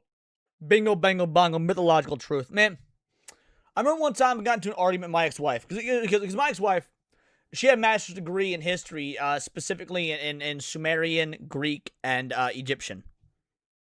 And I referred to Greek mythology as history once. She got mad at me for that. And we got into this, and it wasn't like a knockdown, drag-out fight argument, but it was a debate, right? It was a spirited debate. And she tried pulling the credential on me. She's like, you didn't go to school for this, that whole nine. And no matter what I said, I couldn't convince her that, yes, obviously things like the Odyssey, the Iliad, whatnot, aren't history themselves. These aren't events that happened. But the writings are history, and why they were written and what they signify is important to history, and what they mean for the human condition is history. And Lord of the Rings is the modern encapsulation of that exact same ancient Greek philosophy. Like Sargon is objectively correct here. What it is we are doing here, we are here to save our nations from the forces of Sauron. From the One Ring taking control of, and the owner of the One Ring taking control of everything and subjecting us to a regime that will be ruinous. They'll destroy all of the good things about our world that we love. And we're not going to have it. You're doubtless aware that Elon has been Shire posting for quite some time. And frankly, anyone who starts Shire posting, I think they're basically on the right side of the issue. Here he is back in October last year. Here he is on the Joe Rogan podcast saying, like, look, the Shire is based on small towns in England, Scotland, Ireland, the British Isles. And there are small towns like this all over Europe, to be honest. But ours have a particular kind of character. Theirs have a different character. They're still lovely, though. And these are where people in high-trust societies are living their lives peacefully and going about. Man, talking about high-trust society, it's like obviously, I didn't grow up in a place like the Shire, like the Shire is based on, these small English, countrysides and villages and stuff like that. But I did grow up out in the country in the Midwest. And I don't ever remember locking our doors. Car doors, house doors, whatnot. There was no need to. I don't know if my dad owned a gun. I mean, maybe he did, maybe he didn't. I was young. I don't know. Now we live in this now. To be fair, my dad lives on the outskirts of the city, and he lives in a fucking rich neighborhood. Like my dad doing pretty well for himself. My dad lives in let's say he lives in a very nice type of community that your boy will never get to live in as long as I live. But even in a community like that, he got himself a multitude of blickies. Dude, my little brother had a car, right? This has probably been, my brother was still in high school at the time. I think he was a junior when this happened. I don't remember how many years ago this was. Probably about 6-7 years ago. Let's see, I'm 31, so my brother's 26 now. I think he was 17 when this happened, so this would have been 7 years ago. So however long 7 years ago was, 2019? Anyway, even then, my dad lived in a nice fucking area. And it gets cold here in the Midwest. It gets super cold. So a common thing that we Midwesterners will do is we'll go out about 10, 15, 20 minutes before we actually have to commute to work or to school or whatever. We turn our cars on, turn the heat on, and we just let it sit while we go in and finish getting ready for work, school, whatever. That way when we come back out to our vehicle to start our commute, it's nice and roasty toasty. And we've been doing this for years, right? We've been doing this for years. In the 10 to 15 minutes that my brother had his car on to heat it up before he had to drive to class, his car got fucking stolen. My little brother's car got stolen from the driveway in a rich-ass neighborhood. Like, and ever since then, it is my father's views have staunchly changed. But the point I'm going with all this is that growing up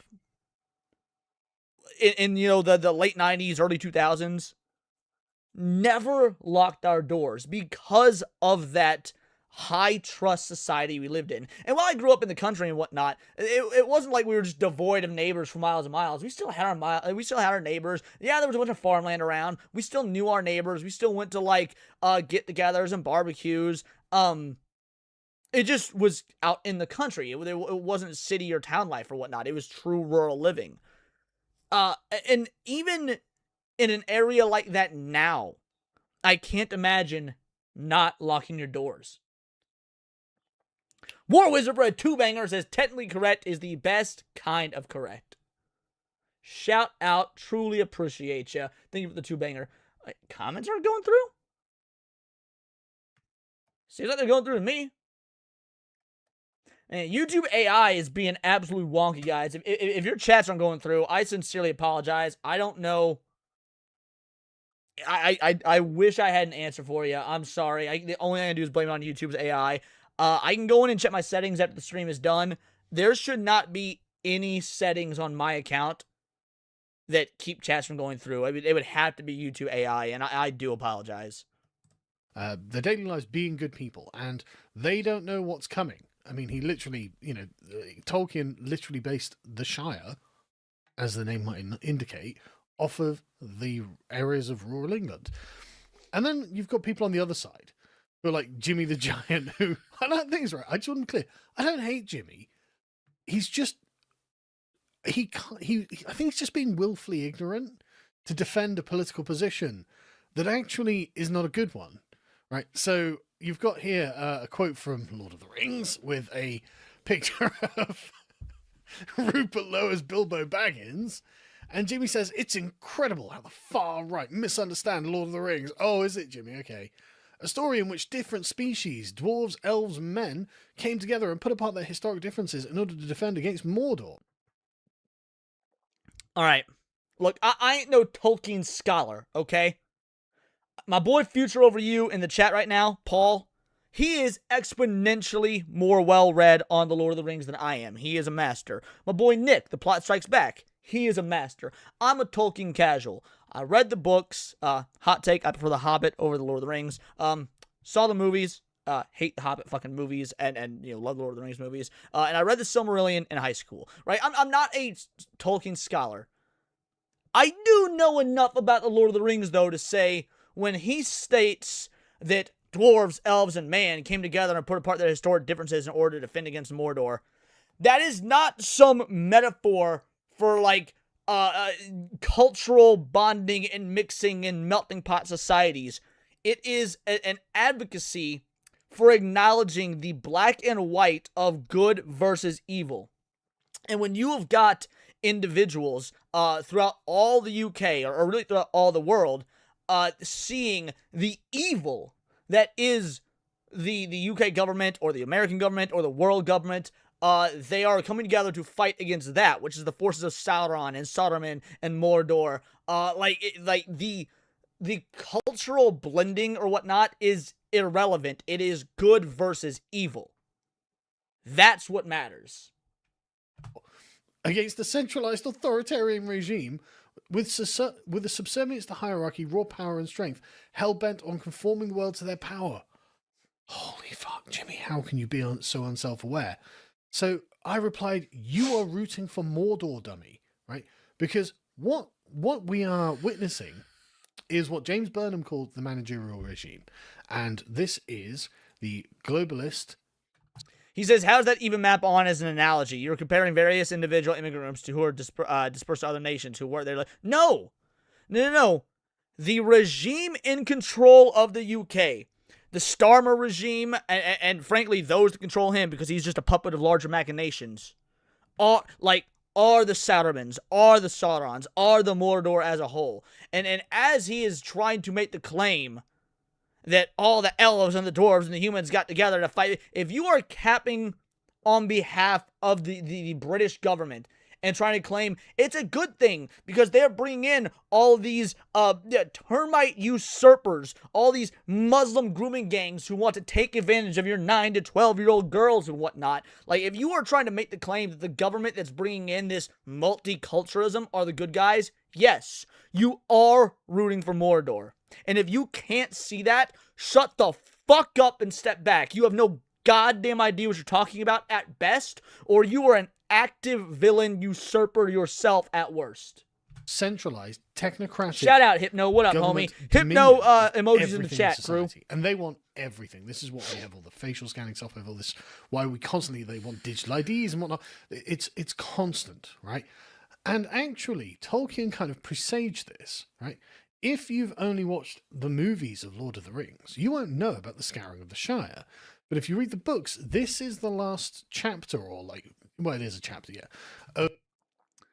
Is this when the all Mordor's army and forces and whatnot raid the Shire and ever try and find Frodo and them? Is that what this portion is? The penultimate, chapter of Lord of the Rings, in which the hobbits return from the adventure. Oh, no, They've okay. Destroyed the One Ring. They've marched the 10,000 miles back, or however long it was. And they arrive back at the Shire as seasoned warriors. And what do they find? Oh, they find that it's under the brutal control of ruffians and their leader, Sharky, who turns out to be Saruman in disguise. But what's interesting is the way that that is described how they arrive back, right? So they arrive at the Brandywine Bridge, which is the edge of Hobbiton, or the Shire, and they're surprised to find it barred, but are taken in after some convincing by sheriffs, a kind of Hobbit police who are guarding the bridge. They're shocked at the state of the Shire with its endless rules, ugly new buildings, and wanton destruction of trees and old buildings. Sam recognizes one of the sheriffs and tells him that he should be ashamed of himself for joining with such nonsense. All the cheerful inns are closed, so the Fellowship Hobbits stay in the depressingly badly new built Sheriff House. So as you can see, what's been done by Saruman, and Saruman obviously represents the... Not just my channel that won't let chats go through. All the other channels I've been chatting to have not either, and this is the third time trying to get this to go through. Okay, so it's absolutely a YouTube issue right now then. Dude... I don't want to detract from the video too much, right? Because we got to cover how butt-fucked the UK is. So I'll just say this. YouTube is going through massive, awful, terrible AI moderation and control right now. It seems like this has been an issue for days. I don't know if and when this will be fixed. I mean, it is YouTube. I do apologize. Know that when the comments do come through, I am reading all of them. I am absolutely trying to engage with you guys as much as possible. I apologize for YouTube's fuckery. And that's really all I can say on it. But hopefully you still find the content and my commentary and everything engaging. Fuck YouTube's AI. Butterframe the Gold for a 2-banger says, if Hypno is here, we need some sis Hypno clip. I insulting my boy Hypno with a sissy Hypno clip for a 2-banger. That's a 10-banger or higher, alright? I'm gonna be real. That's a 10-banger or higher. If Hypno in the chat and I about to call out what a homo he is, homo Hypno TM, we gotta at least do it for some coinage. Shout out for the 2-banger though, Butter. Industrial modern society. And that's, I mean, a theme that goes through Lord of the Rings deeply. And the fact that the industrial modern society sides with the tyrannical managerial Sauron regime, where everything is enslaved to the same set of rules, to the unaccountable power of Sauron. Saruman sides with that. The industrial society sides with that. And that's what we are in now. That's what we are living through right now. And in the modern era, not only do we get Master Stanford Palpatine, do it, but Butterframe and Gold coming over to 10-banger as well, saying, here you go. Alrighty. Hypno, you knew it was coming, brother. You knew it was coming. This is for you. Like, I don't think humans were meant to see sissy Hypno inflation compilations. But hey, by the way, did you know that I suck dick as a man? I lick the ass of other men. But really quick, I lick the balls of a man. I feel no shame nor guilt after all that's been clipped of me. Thank you guys so much for both those 10-bangers. You absolute legends. Hope you enjoyed it, Hypno. That society has a sheen across it. Oh, it's progressive. It's anti-racist. It's got all of these excuses to impose these draconian rules upon you to advance not only its own cause, but the cause of its other client groups at your expense. And so this tyrannical, draconian managerial regime, allied with the dark industrial... He mentioned anti-racist, right? He mentioned anti-racist. I'm curious.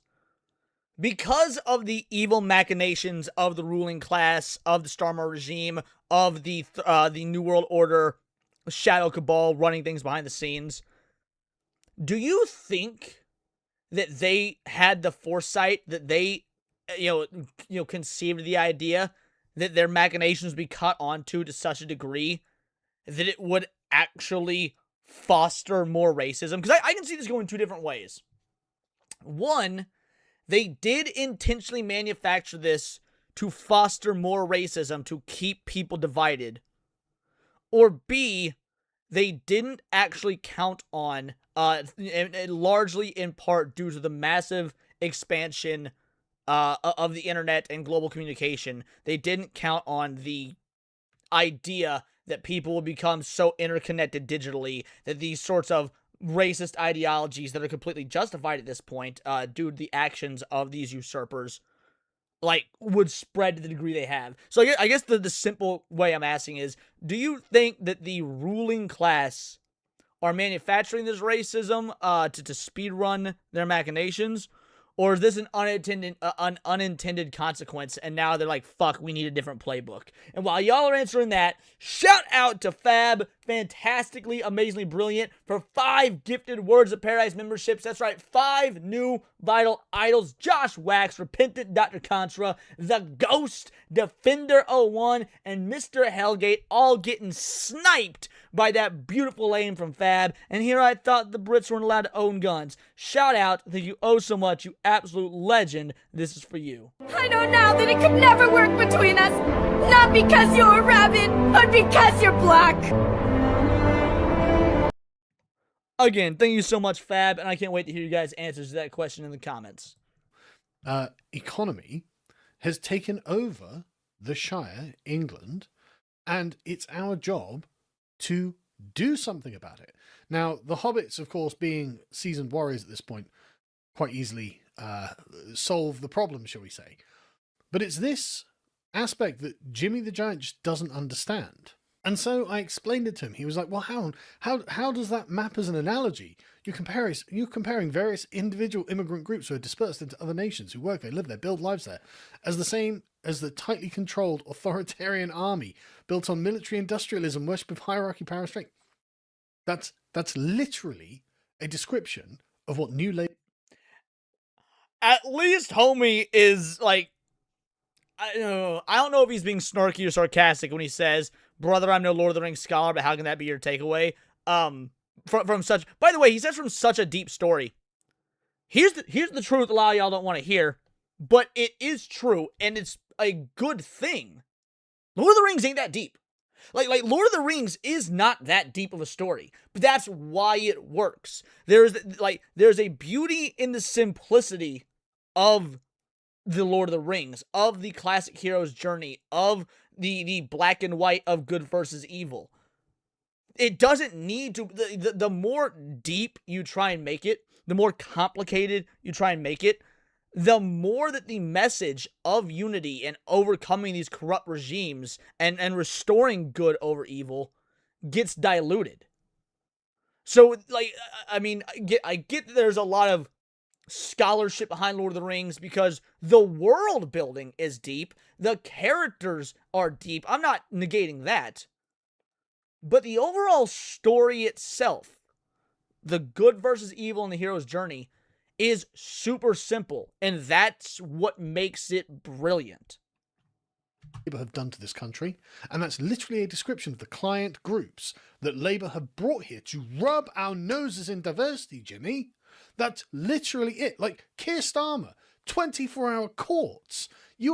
The idea that this isn't, and look at the police. Oh my God, I'm not even going to go into it, but look at the draconian nature of the police with their non-crime hate incidents, and they're fiddling with things that are just irrelevant, like getting into every little piece of society, every kind of interaction.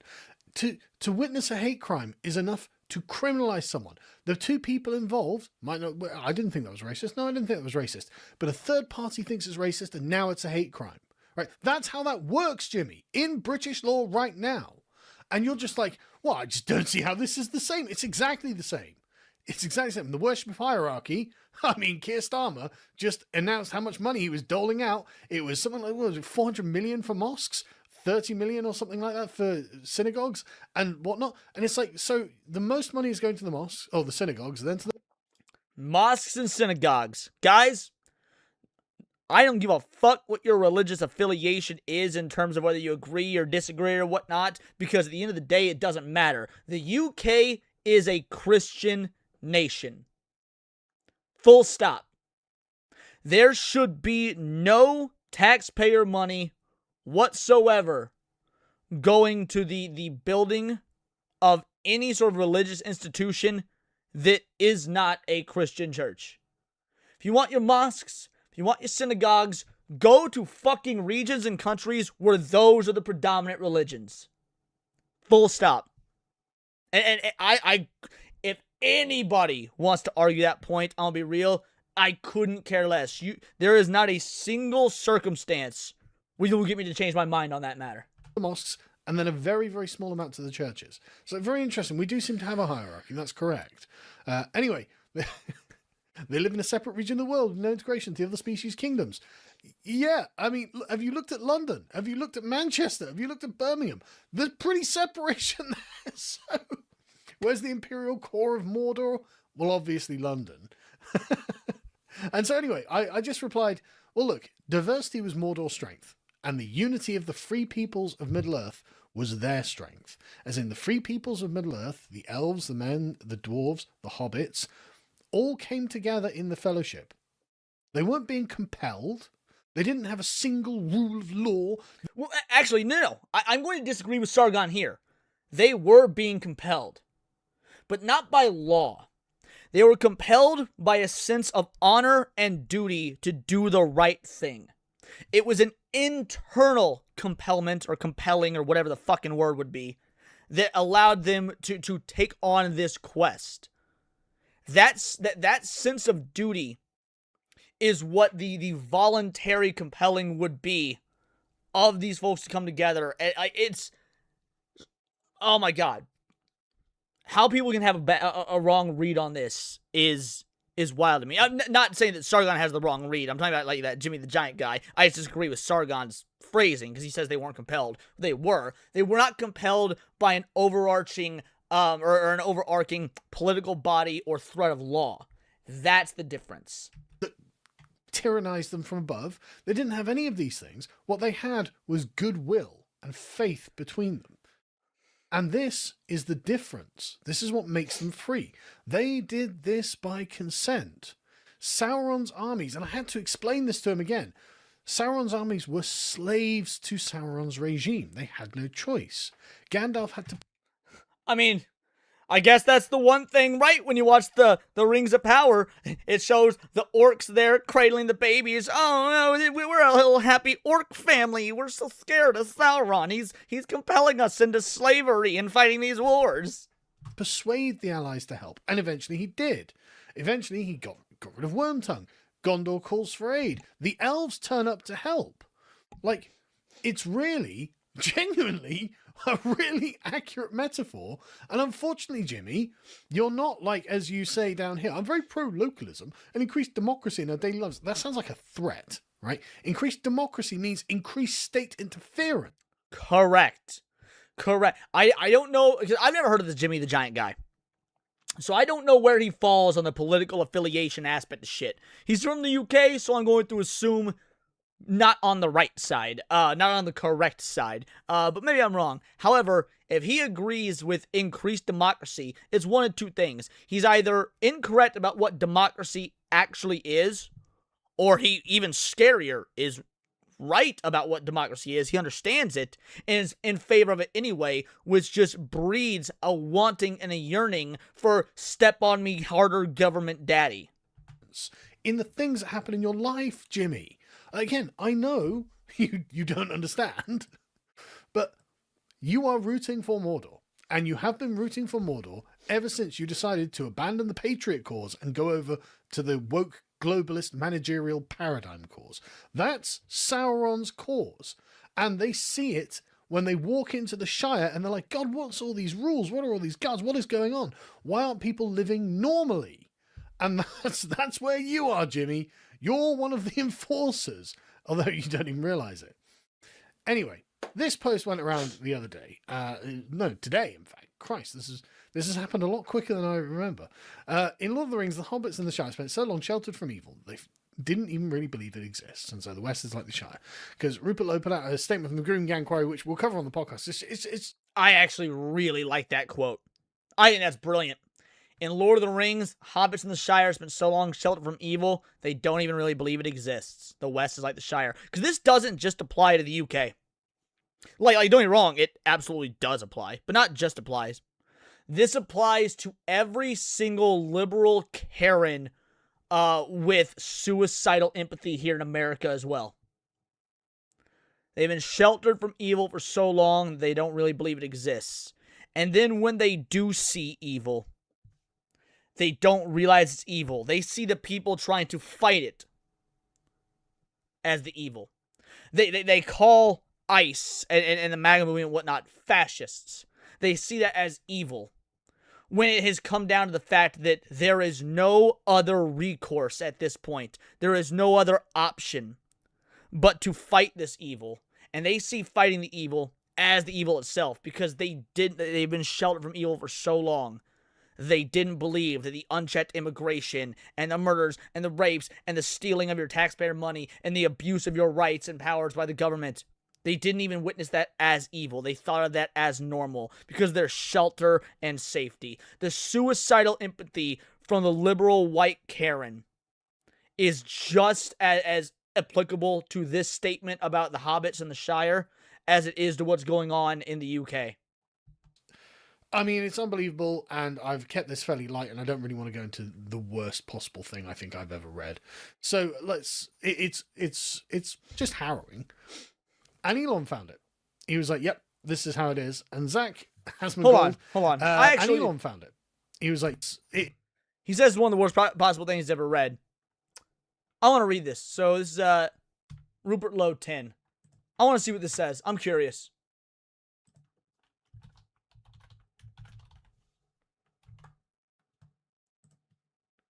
Let's see if we can find this. Let's see. Scrolling. All right, we should be getting close. It was on the 23rd. Reform Party UK has blocked you. Here we go. Open image in new tab.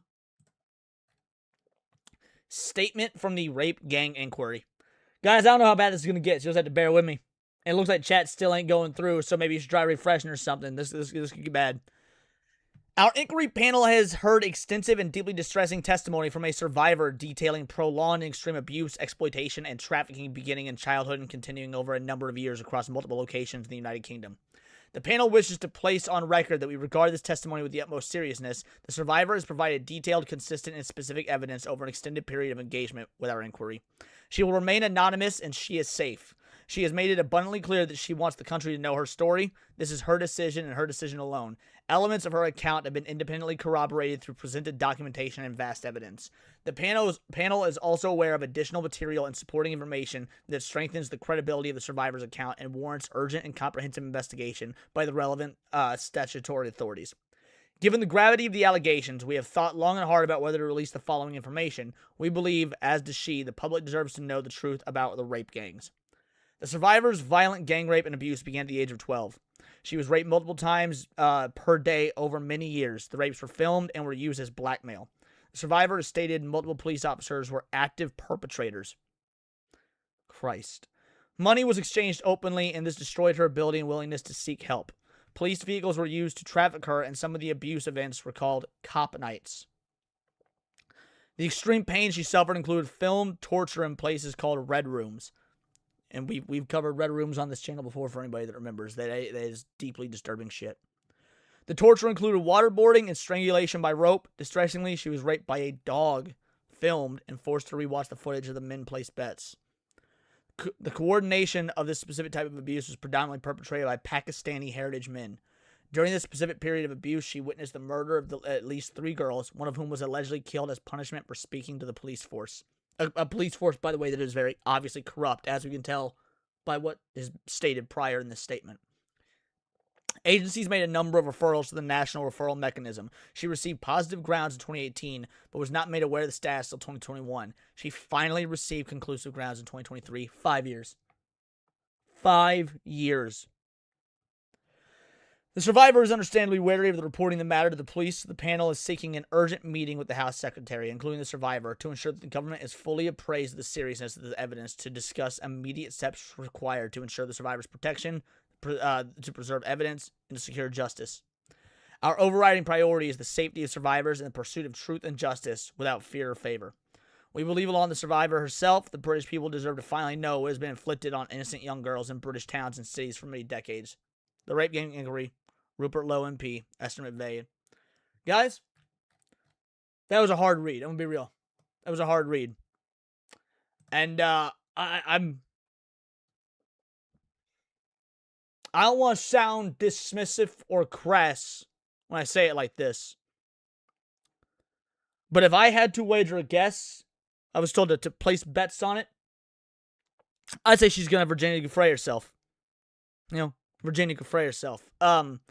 She probably is not suicidal. She probably wants this to come out. And I don't know that anything ever will. I mean, I am at the utmost belief at this point that this level of corruption runs so deep and it is so vile and evil that there will never be justice here. And they'll stage it as a suicide or something to that effect, and that's what will happen. This is what the UK government, and to be fair, many world governments, the US government, Australian government, several, are doing. This is becoming the norm. This is what they want. I mean, again, half a decade for this inquiry to even be acknowledged. I'm sure that letter doesn't even give the most... It doesn't even hold a candle to the actual events that occurred.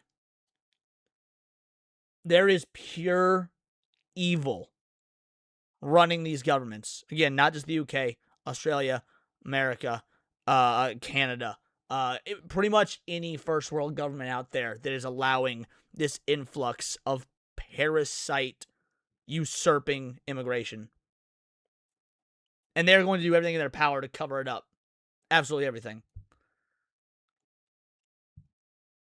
Japan as well, maybe. Japan as well. I don't know as much about the immigration issues and the crime statistics and whatnot in Japan, but it's entirely possible.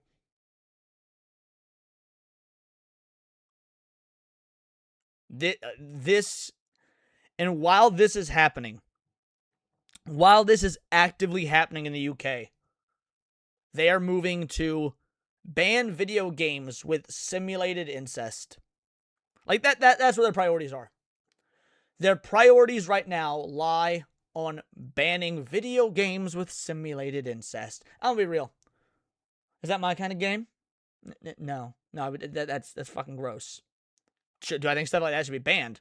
Also, still no, by the way, because it's not fucking real. It's a video game. But be that as it may, regardless of where your opinion falls on that, even if you agree with banning shit like that, don't you think it should be way lower down the list than maybe handling issues like what we just read in that harrowing fucking letter? I'm appalled, but this is where we're at. Like, the UK is, as we know it, I don't know, after reading something like that, I don't know if it can ever be repaired. I'm truly curious if the UK, and most of these first world countries by extension, mind you, are beyond saving. UAF will make it for a 2-banger, says Leon's kind of game is a hair washing simulator. Shout out, thank you for the 2-banger. It's just harrowing. And Elon found it. He was like, yep, this is how it is. And Zach Hasmongold, good. Yes! Levity after all that, because trust me, it's sorely needed. Deport the orcs from the Shire. Beast! Oh, Hasmongold says, deport the orcs from the Shire. And Elon says, yeah, either that or the hobbits will get raped to death. And it's just like, Jesus Christ. Even Daily Room Update is like, dear Lord. Jesus. I mean, just saying it totally maps onto our situation.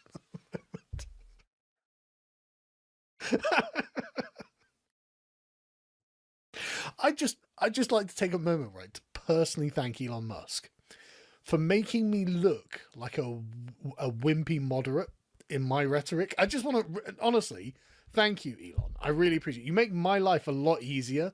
Just FYI, right? Because, you know, I had to push the boundaries back in the day. And I keep getting in the neck for it. But man, those boundaries are so far behind the front lines these days. Like, it's just, holy shit.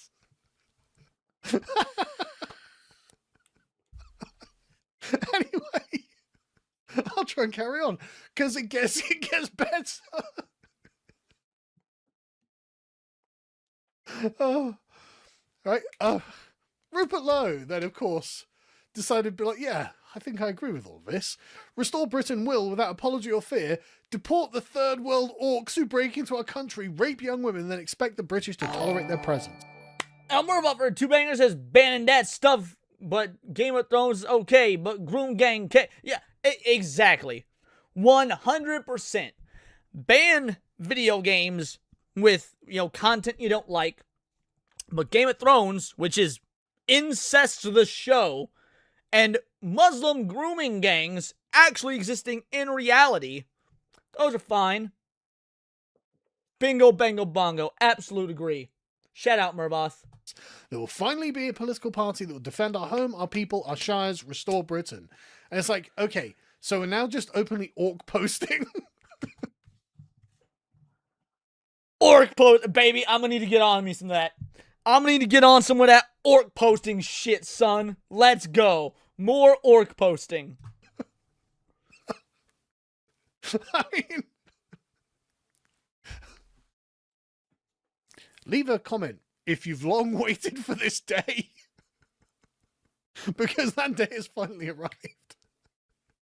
I try not to laugh, but it's just like, holy shit.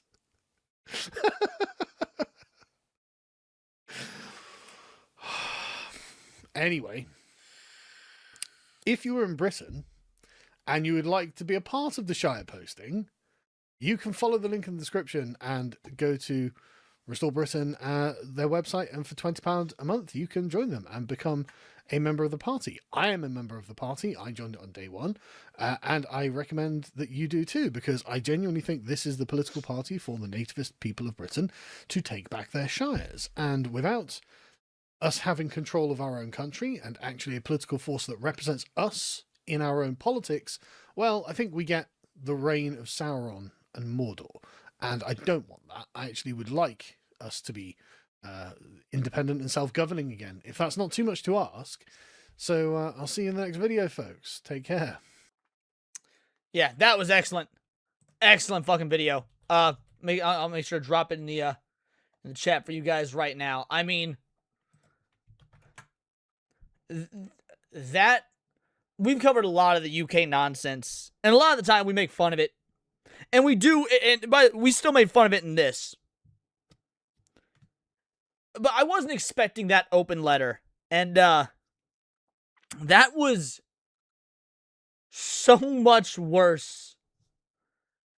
Like, I'm glad we were able to reel it back in and bring back a sense of humor. But that was rough, man. That was rough. Like, so many individuals in the UK are just accepting of this. I know many of you guys aren't, right? I know many of you guys aren't. You know, I saw the marches, you know, the basically the Million Man March or whatnot when the drones went over and they showed all the unrest. I've seen people shouting about how much they love bacon outside of these mosques and shit. I know there are people in the UK that are trying. So I definitely don't want a black pill. Because I make a lot of jokes about how y'all brought this on yourselves. It's your own fault. But I know that's not the case for so many of you guys. And I do want to see the UK get shit figured out. Selfishly, mind you. Selfishly. Because I am of the belief that everything happening in the UK, and in Australia, and in Canada, and all that, these are the testing grounds for the New World Order. For the forced societal changes that will eventually have us living in the pods and eating the bugs and being happy. And the US is basically like the final boss of that equation. If the globalists can take the UK and take Australia and take all these first world predominantly white Christian nations, or what were at least originally predominantly white Christian nations, if they can do it to all the rest, and the UK is the final boss, or the US is the final boss, they can do it here too. And that thought does terrify me. So while I want the UK to fight back, start a civil war, whatever it may be, it is for selfish desires. But it doesn't alter the fact that it still needs to be done effectively, no matter what. YouTube sucks donkey dick. YouTube sucks donkey dick, and that's the one that went through. Shout out, Fab. I'm sure you had plenty to say during that video. So here's what I'm going to do. If you guys can get your comments to go through, I'm going to take a step away for a moment because, frankly, I really got to piss. Before we move on to the next topic, I'll read several of your guys' comments that come through about that video. We'll debate, not debate it, because I'm sure we'll all be in agreement. We'll discuss it for a little bit. Then I'll move to the next video. Close and reopen the stream. I don't know. And I'm sorry, guys. But I will be back momentarily. Try and get your comments to go through.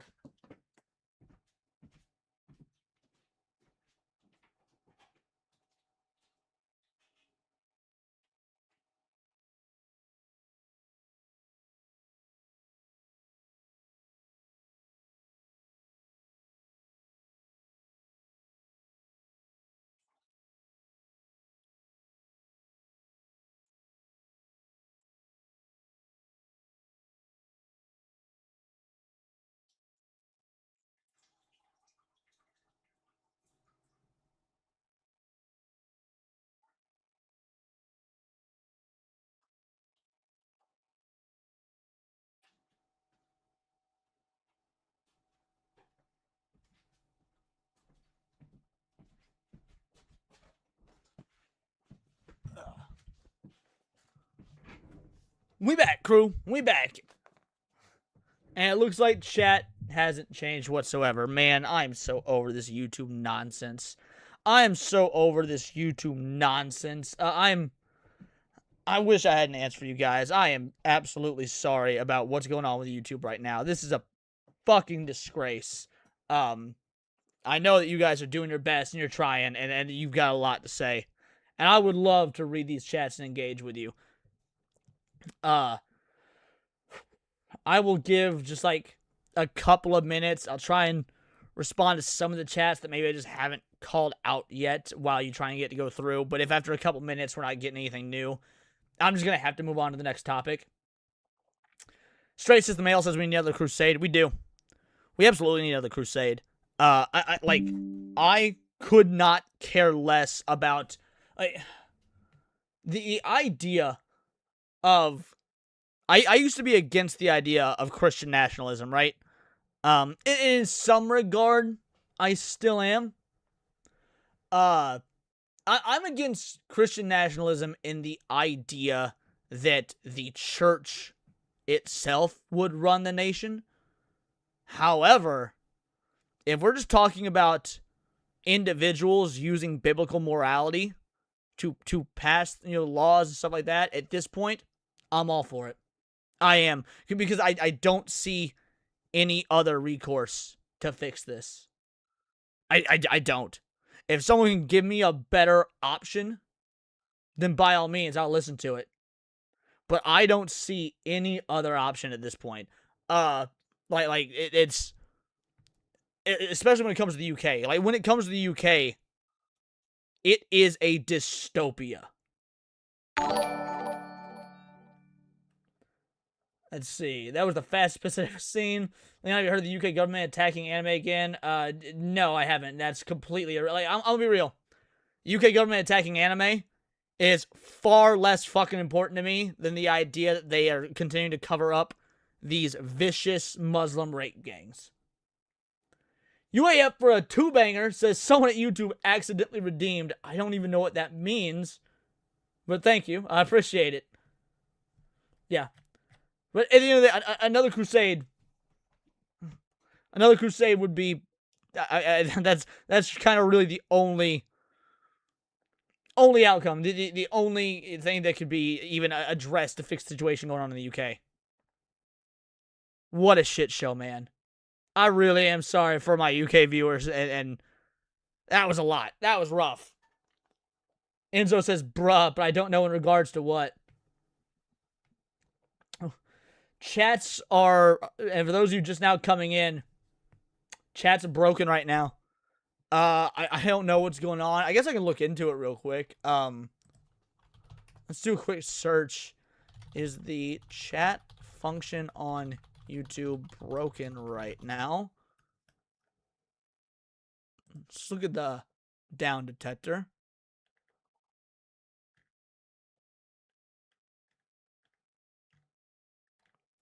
You bounce. It's like there was like 110 reports of issues with YouTube about 20 minutes ago. Hey,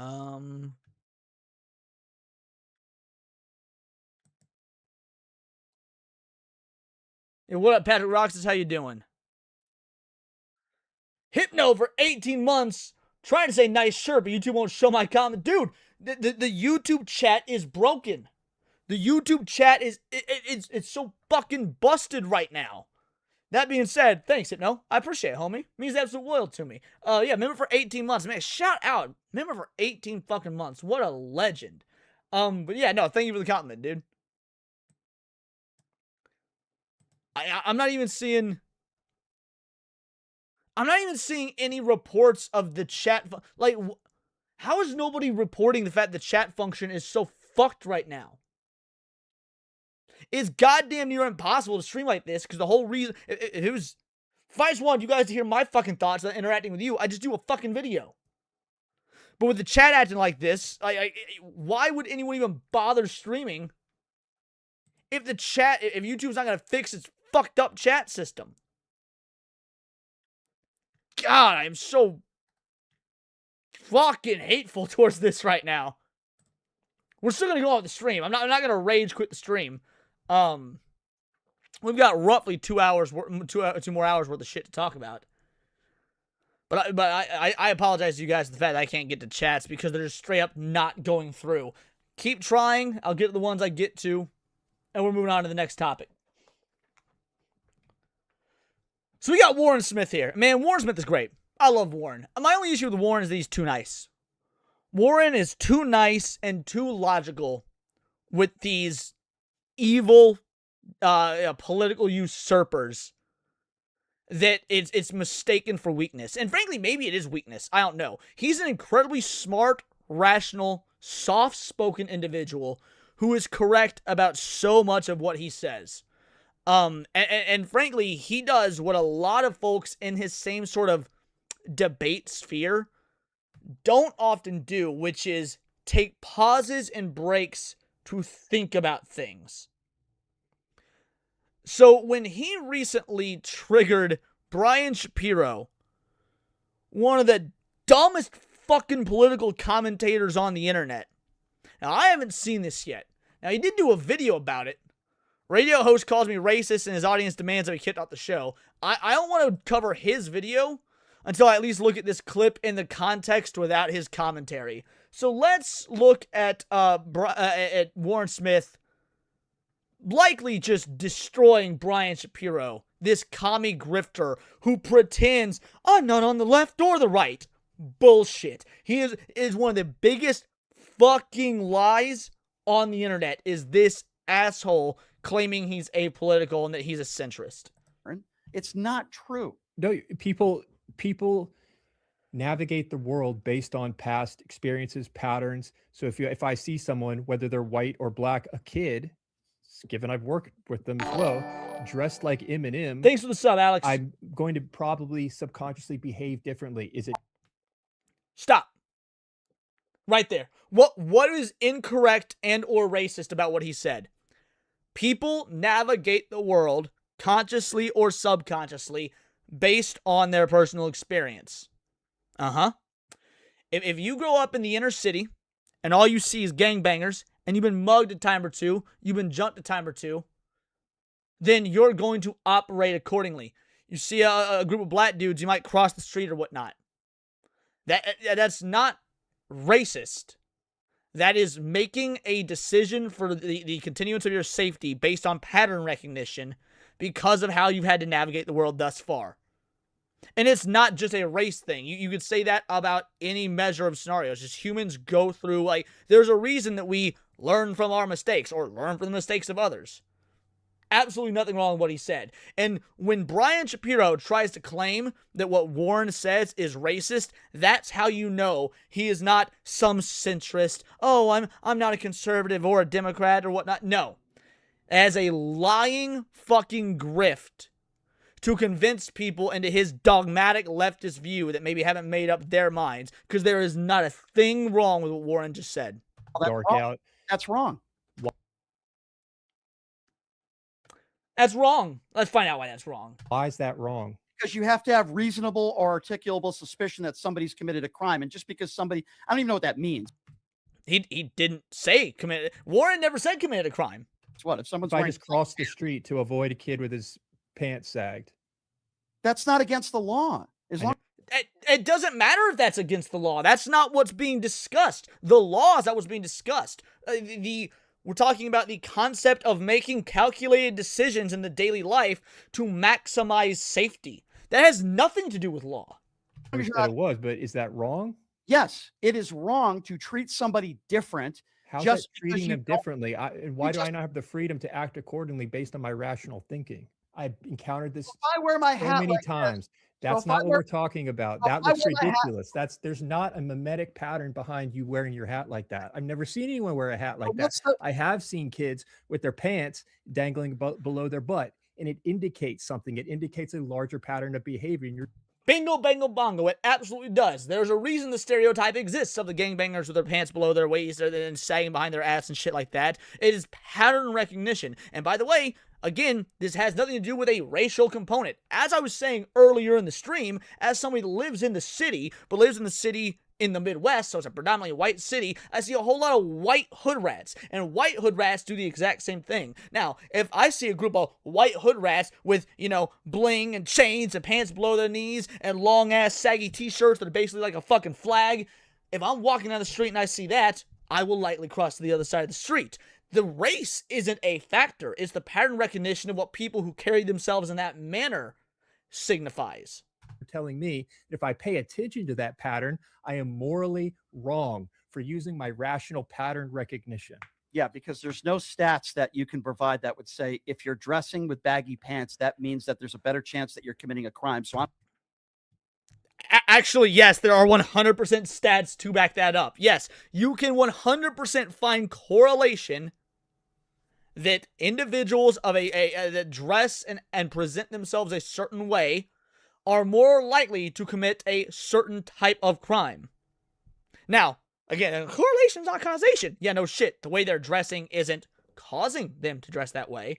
However, the fact that they are in a position where that correlate is there proves that it is rational to make that assumption. Now, if I see a dude in a bunch of suits and whatnot, that doesn't mean, oh, they wear a bunch of suits, they're not committing crime. No, it actually would probably correlate to they commit a different kind of crime. If I see a group of dudes that look like the Patrick Bateman meme or whatever, they probably commit like white-collar crime. Hey, there's still crime there, there's a correlate there, but it's a different type of crime. So yeah, you can absolutely find stats to back that up. As law enforcement, I'm going to treat you. I'm not pulling up stats when I make that decision. I'm basing it based on my past experiences, given the people I've worked with, the kids I've encountered. So based on that theory, if black people as a whole commit more crime than white people, should they be treated differently? Yes. Yes, and you're not doing it because of the color of their skin, which is why it's not racist. You would be doing it based on going off of the experience and the data and everything that your rational brain backs up as to why you're making that decision. If you're doing it purely based on the race, by all means, that's racist. But again, that's not what the numbers bear out anyway, so this is a disingenuous question. I'm going to treat the kid wearing the pants in that way differently. That has nothing to do with what you just said. And you bingo, bango, bong has nothing to do with the race. Correct. You still haven't told me why he's wearing his pants like that. First of all, maybe you should talk to somebody who dresses differently than you. Now, Warren is a teacher. Well, he was a teacher. Warren was a teacher for years. He had students like this. He has, of course, talked to people who dress like this and act like this. What do you mean just oh my fucking God, I hate Brian Shapiro. Like, every fiber of my being hates this lying cockroach. Fuck them. But they're not wearing their pants differently because they're trying to commit a crime. Which isn't the argument, you pseudo-intellectual fuck! Or they want to be I never said they were. Okay, but there are all sorts of different reasons why people I just acknowledged that. I told you about how many of my students were trying to fit in and cosplaying this gang culture. They would go home and they'd be like the opposite when they were home. They would come in and act like they were these little gangsters, these little hard kids, and they were completely like the opposite when no one was looking. I understand it can be faked, but what are they signaling? And I think what you're doing isn't irrational. How is it irrational? You're trying to make a connection between somebody that's wearing baggy pants and they must be gangbangers. No. He's making a connection of somebody wearing baggy pants means that there is a chance they are a gangbanger, and the rational decision to maximize your safety is to operate under the assumption that that chance is a likelihood, so you make decisions to, again, maximize the safety by, for example, crossing the street. Again, making decisions based on safety is completely fucking normal. It's what humans do every day. When you get in the car and you drive to the grocery store, do you make the cognitive decision to put on your seatbelt because there's a chance that you or some other idiot driver could run into you, and it is more likely you will be harmed if you don't wear the seatbelt? But apparently that sort of rational thought and coming to that conclusion is totally fine because it doesn't involve another human. It doesn't involve the pattern recognitions of another human, that sometimes those patterns fall into individuals of a particular race. No, at the end of the day, making decisions to maximize safety just based on pattern recognition, has no racial correlate, or at least, I mean, I shouldn't say it has no racial correlate, it can, but no inherent racial correlate. But it's wrong to make those decisions when a black person's on the hook. And again, like I used in my anecdotal example, I live in the Midwest, I'd make the exact same fucking decision for all the hood rat white people that I see downtown. Or they admire that. Well, I thought that's what you just said. You said you taught some kids, and I don't know what the sample is. Why do people wear their pants like that? Because they like the way it looks like. Why do people wear hats? Why do they people like what it looks like? Okay. Where does it come from?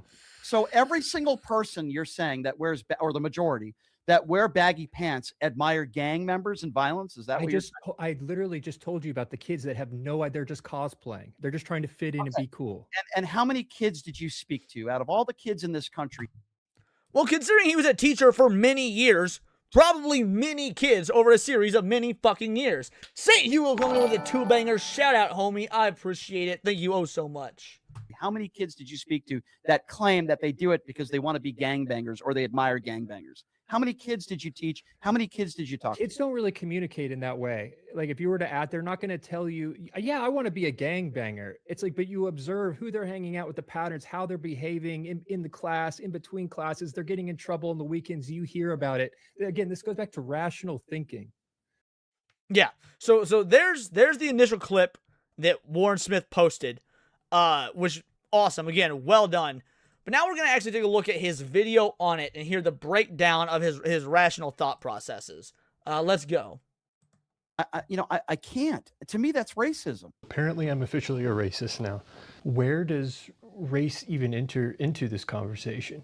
People like you, conservatives, who want to attack African Americans in a sense, or at least show bias. African Americans. Well, you're talking about DEI hire. You're talking about how DEI is not inherently African American. By the way, DEI hire, frankly, DEI hiring has benefited liberal white women more than any other demographic, but we'll have that discussion later if it's necessary.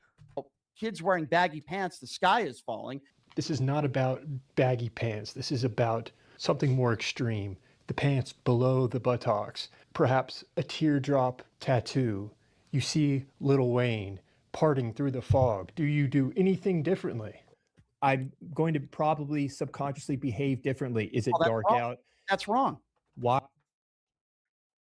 I'll wait because we already covered this. Why is that wrong? Because you have to have reasonable or articulable suspicion that somebody's committed a crime. No, but by the way, okay, you don't have to have reasonable or articulable suspicion that someone's committed a crime to treat them anyway. You factually fucking do not have to. In fact, it's not even morally incorrect to not do that, right? I can, based on pattern recognition, believe somebody's going to do something that is negative, even if it is not illegal, okay? If someone's a shitty fucking cook, and I've observed them being a shitty fucking cook my entire life or for an extended period of time, and I see them cooking chicken, and they say, hey, I just made some chicken. You want this chicken? And I say, based on the knowledge I have of the past interactions with this individual and the fact they are an awful cook, this chicken is likely undercooked, could give me salmonella. That is a completely fine rationalization to come to. Whether they committed a crime or it's morally wrong is irrelevant. I'm not talking about arresting someone or searching their house. I'm just crossing the street. I don't even know what that means. What if someone's I just crossed the street to avoid a kid with his pants sagged? That's not against the law. As long as you're not. It was, but is that wrong? Yes, it is wrong to treat somebody different. How's that treating them differently? Why do I not have the free? It is also. Explain to me. Somebody explain to me why it is wrong to treat someone different. Different doesn't inherently mean worse, by the way. Different doesn't mean worse. I would treat my grandmother different than my father. All right? I'm not going to help my father walk down the stairs. Right? He's a fit, healthy, able individual. My grandma walks with a fucking cane. And she's of a significant more age. So yes, I'm going to help her walk down the stairs. I am definitionally treating my grandmother different. Does that mean I'm treating my dad worse because I'm not helping him?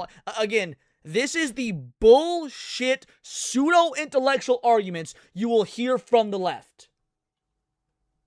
Freedom to act accordingly based on my rational thinking. This is a perfect example of this thing we're hearing often now, suicidal empathy.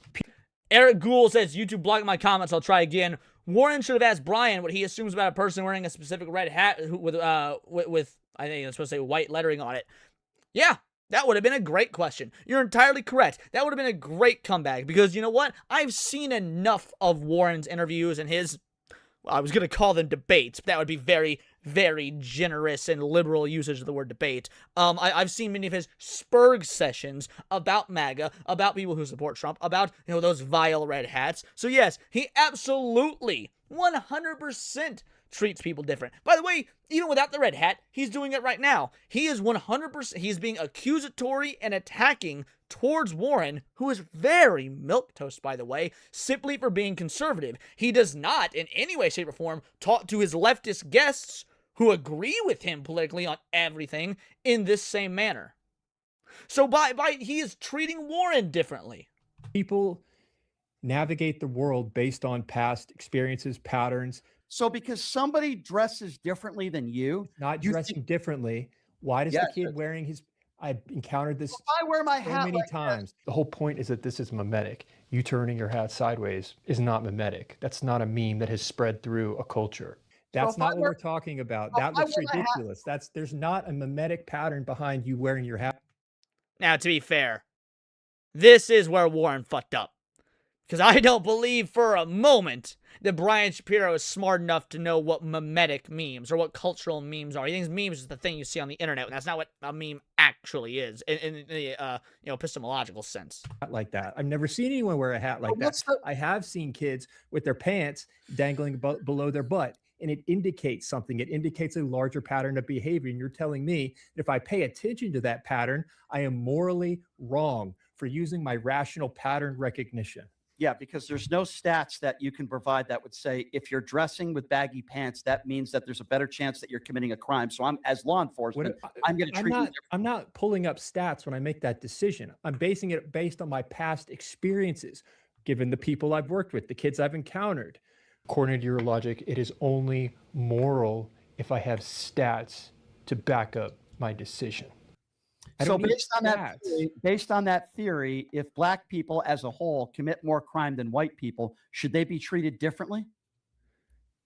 I'm going to treat the kid wearing the pants in that way differently. That has nothing to do with what you just said, and you still haven't told me why he's wearing his pants like that. I was talking to Steven Crowder about this, and he pointed out the same thing. He got very upset by that. The audience got very upset, and it became this whole thing about Warren being racist over baggy pants, even though I wasn't talking about baggy pants. And by the way, again, I feel like it's worth pointing out, the only one that has brought up skin color between the two was Brian. In fact, Warren went out of his way to say, black, white, child. He gave a bunch of caveats for it being irrelevant. So, again, why is the left the ones that are so obsessed with race? Talking about mimicking prison culture where you have beltless exactly. pants. Yeah. But they're not wearing their pants differently because they're trying to commit a crime or they want to be a thug. They were. Okay, but there are all sorts of different reasons why people I just acknowledged that I told you about how many of my students were trying to fit in and cosplaying this gang culture. They would go home and they'd be like the opposite when they were home. They would come in and act like they were these little gangsters, these little hard kids, and they were completely like the opposite when no one was looking. I understand it can be faked, but what are they signaling? The point is that there is a larger culture surrounding the specific meme. And to be clear, I never said I absolutely would, but I might. And just saying I might and that wouldn't be irrational is enough to be accused of being a racist. And I think what you're doing is an irrational. How is it irrational? You're trying to make a connection. All right, let's use a different analogy. Let's use a different example. Let's use friend of the channel, Cult Classic Cage. Right? Let's talk about Cult Classic Cage for a moment. Now, we know Cassie. We love Cassie. She's awesome. Shout out. By the way, send mods if you can actually fucking drop links and whatnot if the chat's working. Drop a link in the chat. Let's say you didn't know Cassie whatsoever. Say you had no idea who Cassie was. Just ran into her on the street. You saw her from across the street. Would you assume lesbian? Would you assume dyke? I sure as fuck would. No shade to Cassie. She's not, by the way. But based on prior experience with lesbos that, have a similar style and whatnot, yeah, it would not be irrational to have that thought. You would be wrong to have it, but it's not irrational to have it. Between somebody that's wearing baggy pants and they must be gangbangers or they admire that. Well, I thought that's what you just said. You said you taught some kids, and I don't know what. But again, he didn't say that. This is Brian being. He's not listening and he's not engaging in good faith with the argument whatsoever. The sample. Why do people wear their pants like that? Because they like the way it looks like. Why do people wear hats? Why do they people like what it looks like? Okay. Where does it come from? So every single person you're saying that wears, or the majority that wear baggy pants, admire gang members and violence. Is that what I literally just told you about the kids that have they're just cosplaying. They're just trying to fit in and be cool. And how many kids did you speak to? Out of all the kids in this country, how many kids did you speak to? How many would be adequate? How many would I need to speak to, Brian? What does that have to do with anything that I'm saying? That claim that they do it because they want to be gangbangers or they admire gangbangers. How many kids did you? Okay, Netflix foreign. I see you're bitching and moaning about it. I've addressed the automod thing that YouTube is doing like 50 fucking times on this stream at this point. I can't keep addressing it, and because it's a YouTube thing, I also can't fucking do anything about it. Like, I've been super apologetic and acknowledged it multiple times in the last 2.5 hours. I can't keep breaking away from putting on the show to address it to every new individual that comes in. YouTube sucks right now. It is what it is. I'm fucking sorry. How many kids did you talk to? Kids don't really communicate in that way. Like, if you were to add, they're not going to tell you, yeah, I want to be a gangbanger. It's like, but you observe who they're hanging out with, the patterns, how they're behaving in the class, in between classes. They're getting in trouble on the weekends. You hear about it. Again, this goes back to rational thinking. Donald Trump, you support Donald Trump? I voted for him. I know you, well, of course. Over Kamala Harris. Why? Why is that? It's because we had a whole conversation about this. I think that was the rational move in that moment. I mean, I took the data of what I was seeing. I thought, what has the most potential? It could go awry. There's going to be downsides to both. It has nothing to do with the color of Kamala's skin at all. None. Zero. And this dude will try and make the claim, I'm not on the left or the right. But that's what he jumps to. People that Warren must have at least considered the color of Kamala's skin by not and used that as a factor to not vote for her. Like, that is his default thought. Are you out of your fucking mind? By that logic, it would be a statistical impossibility for anybody that voted for Obama to have then also voted for Trump, which, by the way, there's a lot of crossover for. Speaking from personal experience, there is someone who voted for Obama because I was an idiot and then voted for Trump. Needless to say, this is anyone that tries to give the I'm not left or right, I'm an independent rhetoric, and then speaks like this is lying to your fucking face. Wow, why would you think that? Real quick, the sponsor of this video is for guys who are feeling sluggish, less motivation, a shadow of your former self, and it could be tied to hormones. It's not always just a symptom of getting older. Maybe you're trying to change the... Matt, I was 18, okay? Everybody's a retarded fucking liberal at 18. Dad bod, the brain fog, the fact that you feel like you sleep too much. These are often symptoms actually tied directly to your hormones, and there's something you can actually do about it. Every Blokes lab includes a 30 to 60 minute consultation with a licensed clinician who connects what you're feeling to what's actually happening in your body and builds you a real plan to fix it. We're talking TRT, peptide therapy, NAD+, and clomiphene, treatments that get to the root cause and help you feel like yourself again, stronger, sharper, and actually present. It's time to stop settling. Go to joinblokes.com/Warren and use code Warren for 65% off your labs and 20% off all supplements. That's joinblokes.com/Warren and code Warren for 65% off your labs and 20% off all supplements. JOI and Blokes, get your edge back. I don't think it's rational. I completely disagree with you. I think there are plenty of kids that dress very nicely and they might wear a shirt and tie and they also behave poorly and they again, are the kids that wear a shirt and tie on average going to behave poorly in the same manner as the people wearing the gangbanger-esque clothing? On average, probably not. Not in the same manner. Now, they could still behave poorly, but maybe they behave poorly in a different manner. Again, there will be different correlates. Do some very bad things as well. There's a lot of some of the biggest criminals in American history are white people that looked like they were. Scott Peterson, for example, is a perfect example. Correct. These are different types of criminal behavior, though. Criminal is not black and fucking white. Okay, there's a myriad of different types of criminal behavior. This is such an anti-intellectual argument from one of the biggest, if not the biggest, pseudo-intellectual that the left has to offer. Example, never said gangbangers are the only people who commit crimes, but we're talking about a subset of culture, a specific cultural phenomenon. I don't believe in society we should treat people differently.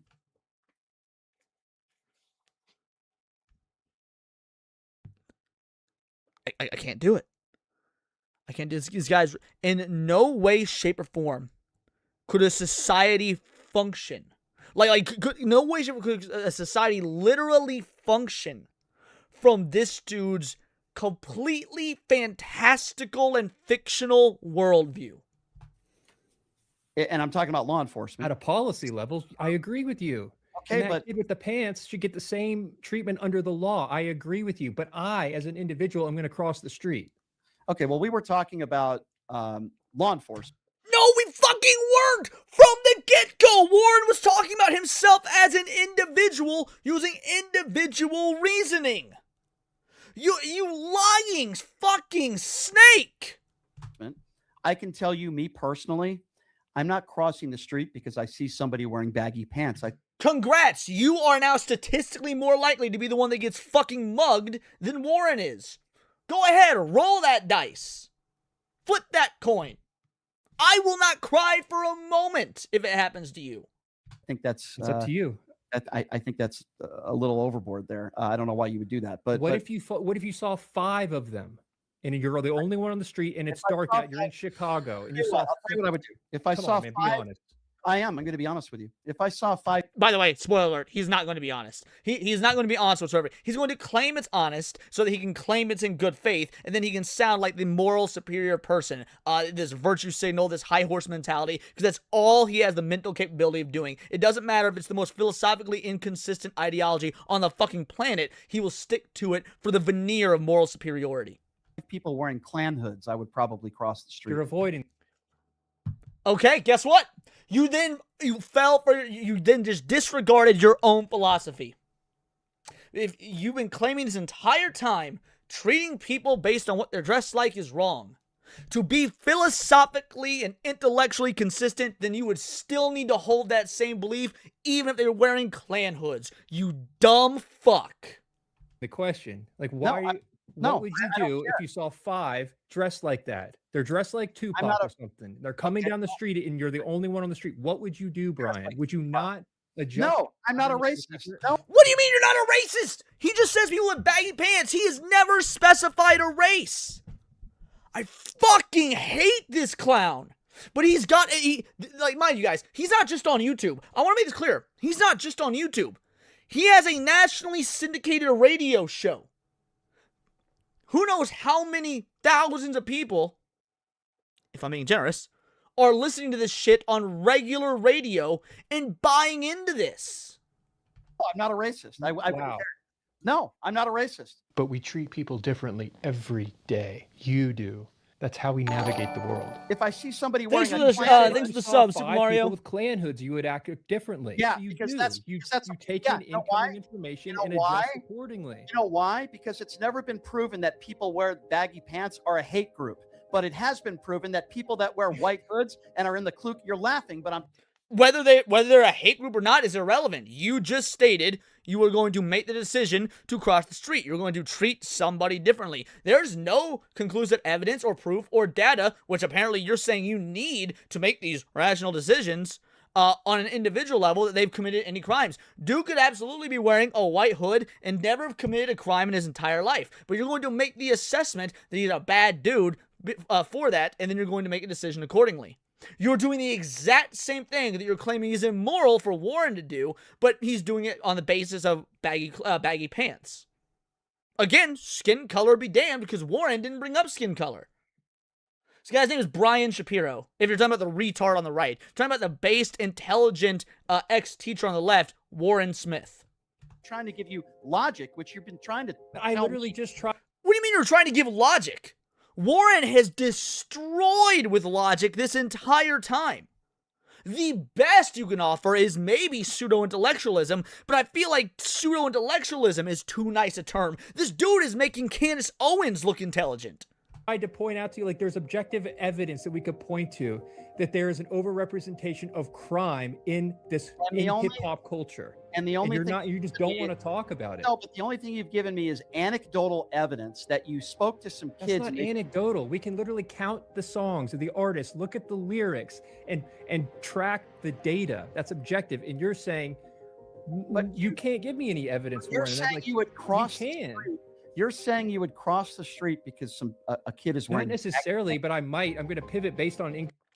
Oh, your evidence is anecdotal. Your evidence is anecdotal. Alrighty, let's try something here.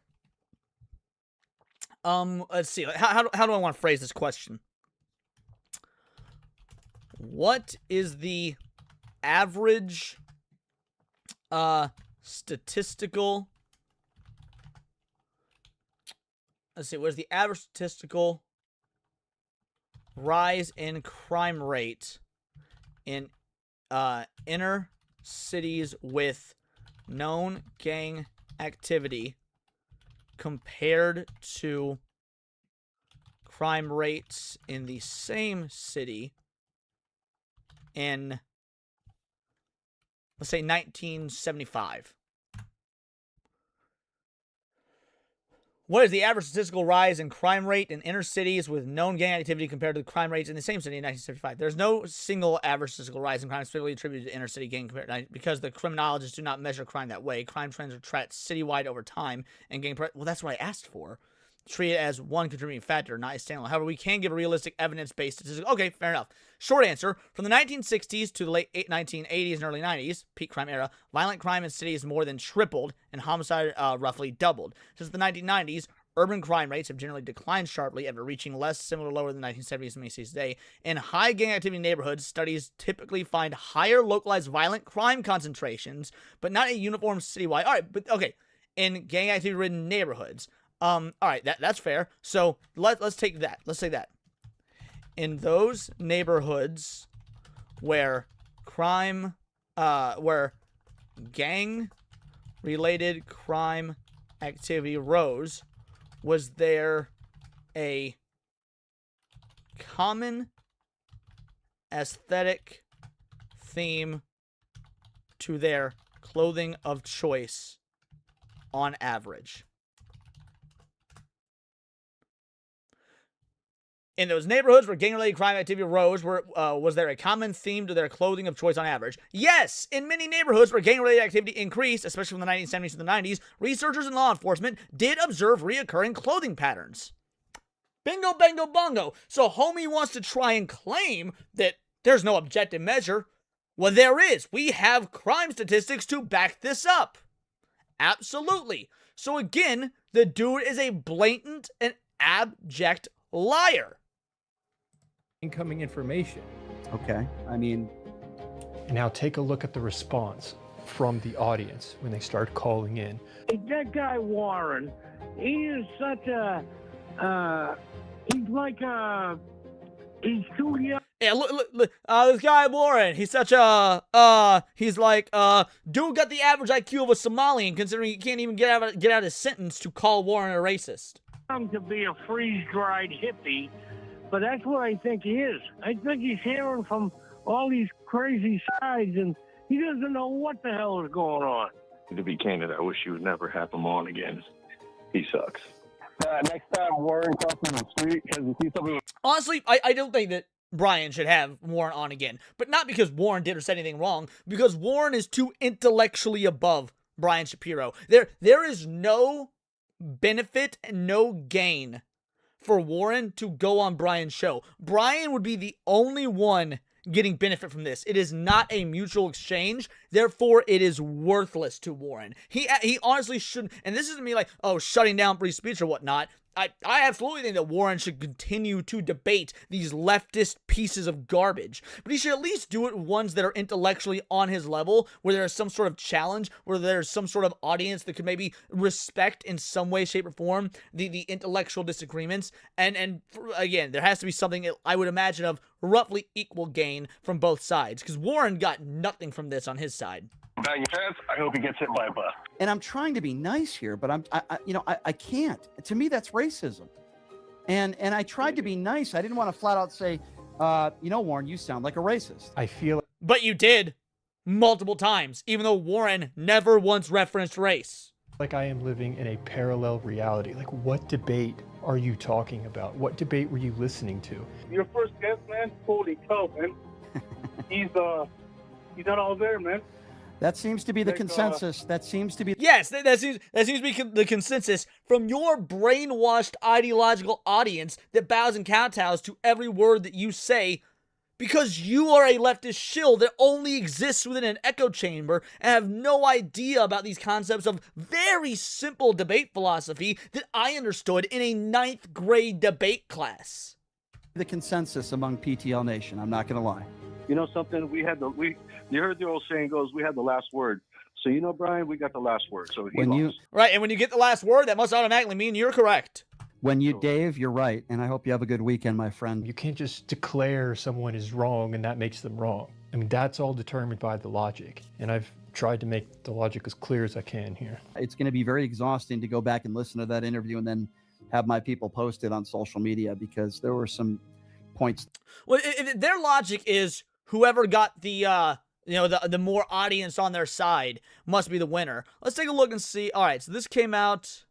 This has gotten about 200,000 views in a day, almost. Let's see if Brian Shapiro clipped this whatsoever, and what his views are like on it. Truly curious.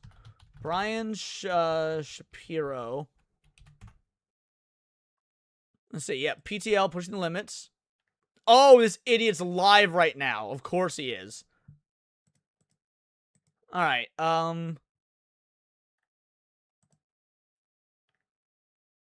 Wait. Has he not? No. He hasn't clipped it into a video? No way.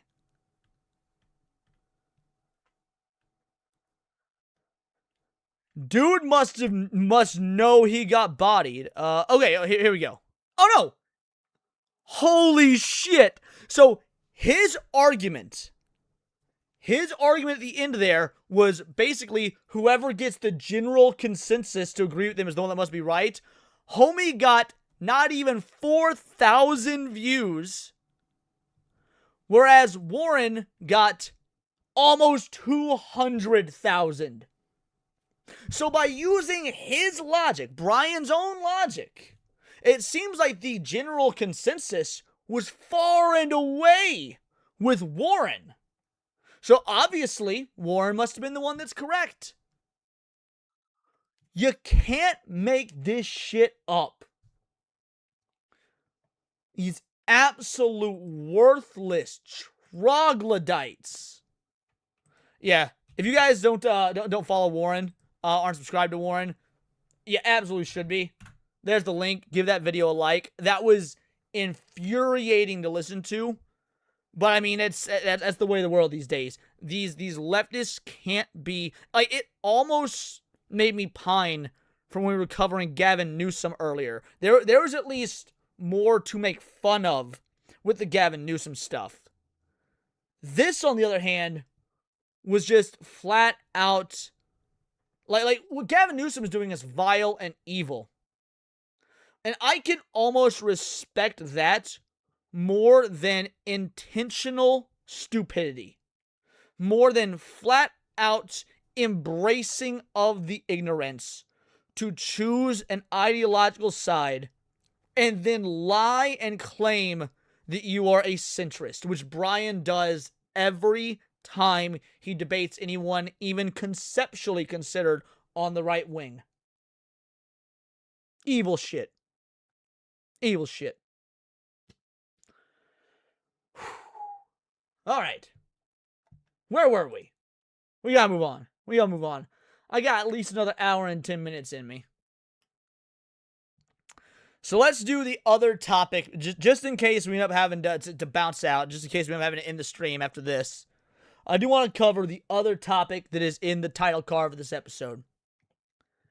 The Tectone situation is appalling by Metatron. And here's the dealio.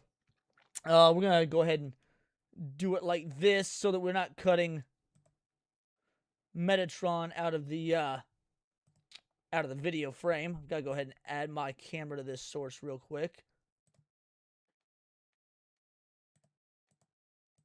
There we go. Put myself right down here. So yeah, we're gonna cover this because it's appalling. The Tectone situation is appalling. Tectone has been 100% unfairly slandered and attacked in ways that I mean are the exact same tactics that happened during the height of the Me Too movement.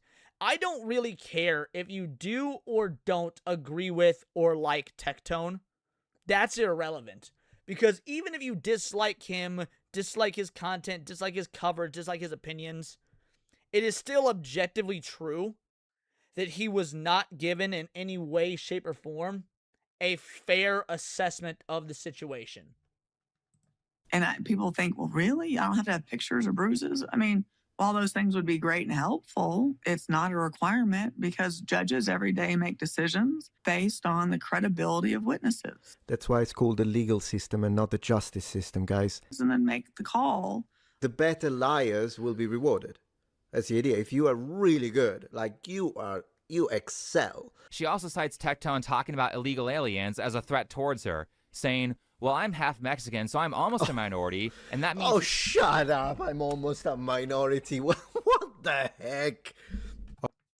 I mean, yeah, I'm 1/16 Cherokee. I'm almost a minority.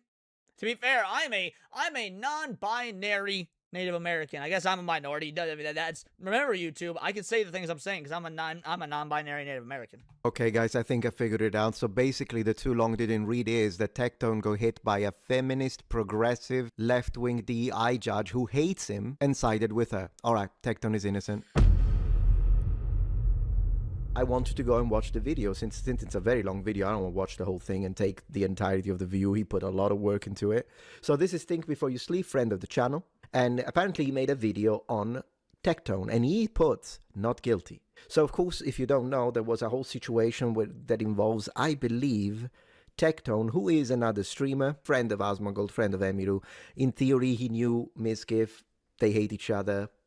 I believe he has a massive beef online with Hassan Piker. So, of course, enemy of my enemy, you know what I mean? There was a whole situation that he was having a civil lawsuit with his ex. I don't even know if it's ex-girlfriend or ex-wife, because everywhere you see, they say something different. And clearly, the split second that this happened, all of his enemies, including Mizgif, immediately jump onto it and started accusing him of stuff. And Tectone has been accused of crimes before. You know, Molly makes an excellent point. She's known illegals. Does that make her illegal by association? Sure, I'll agree with that. Molly is now illegal. Everybody send ICE to Molly's door. That he hasn't committed, but that his father committed during the war. But for some reasons, people connected that crime to him, which I think is unfair.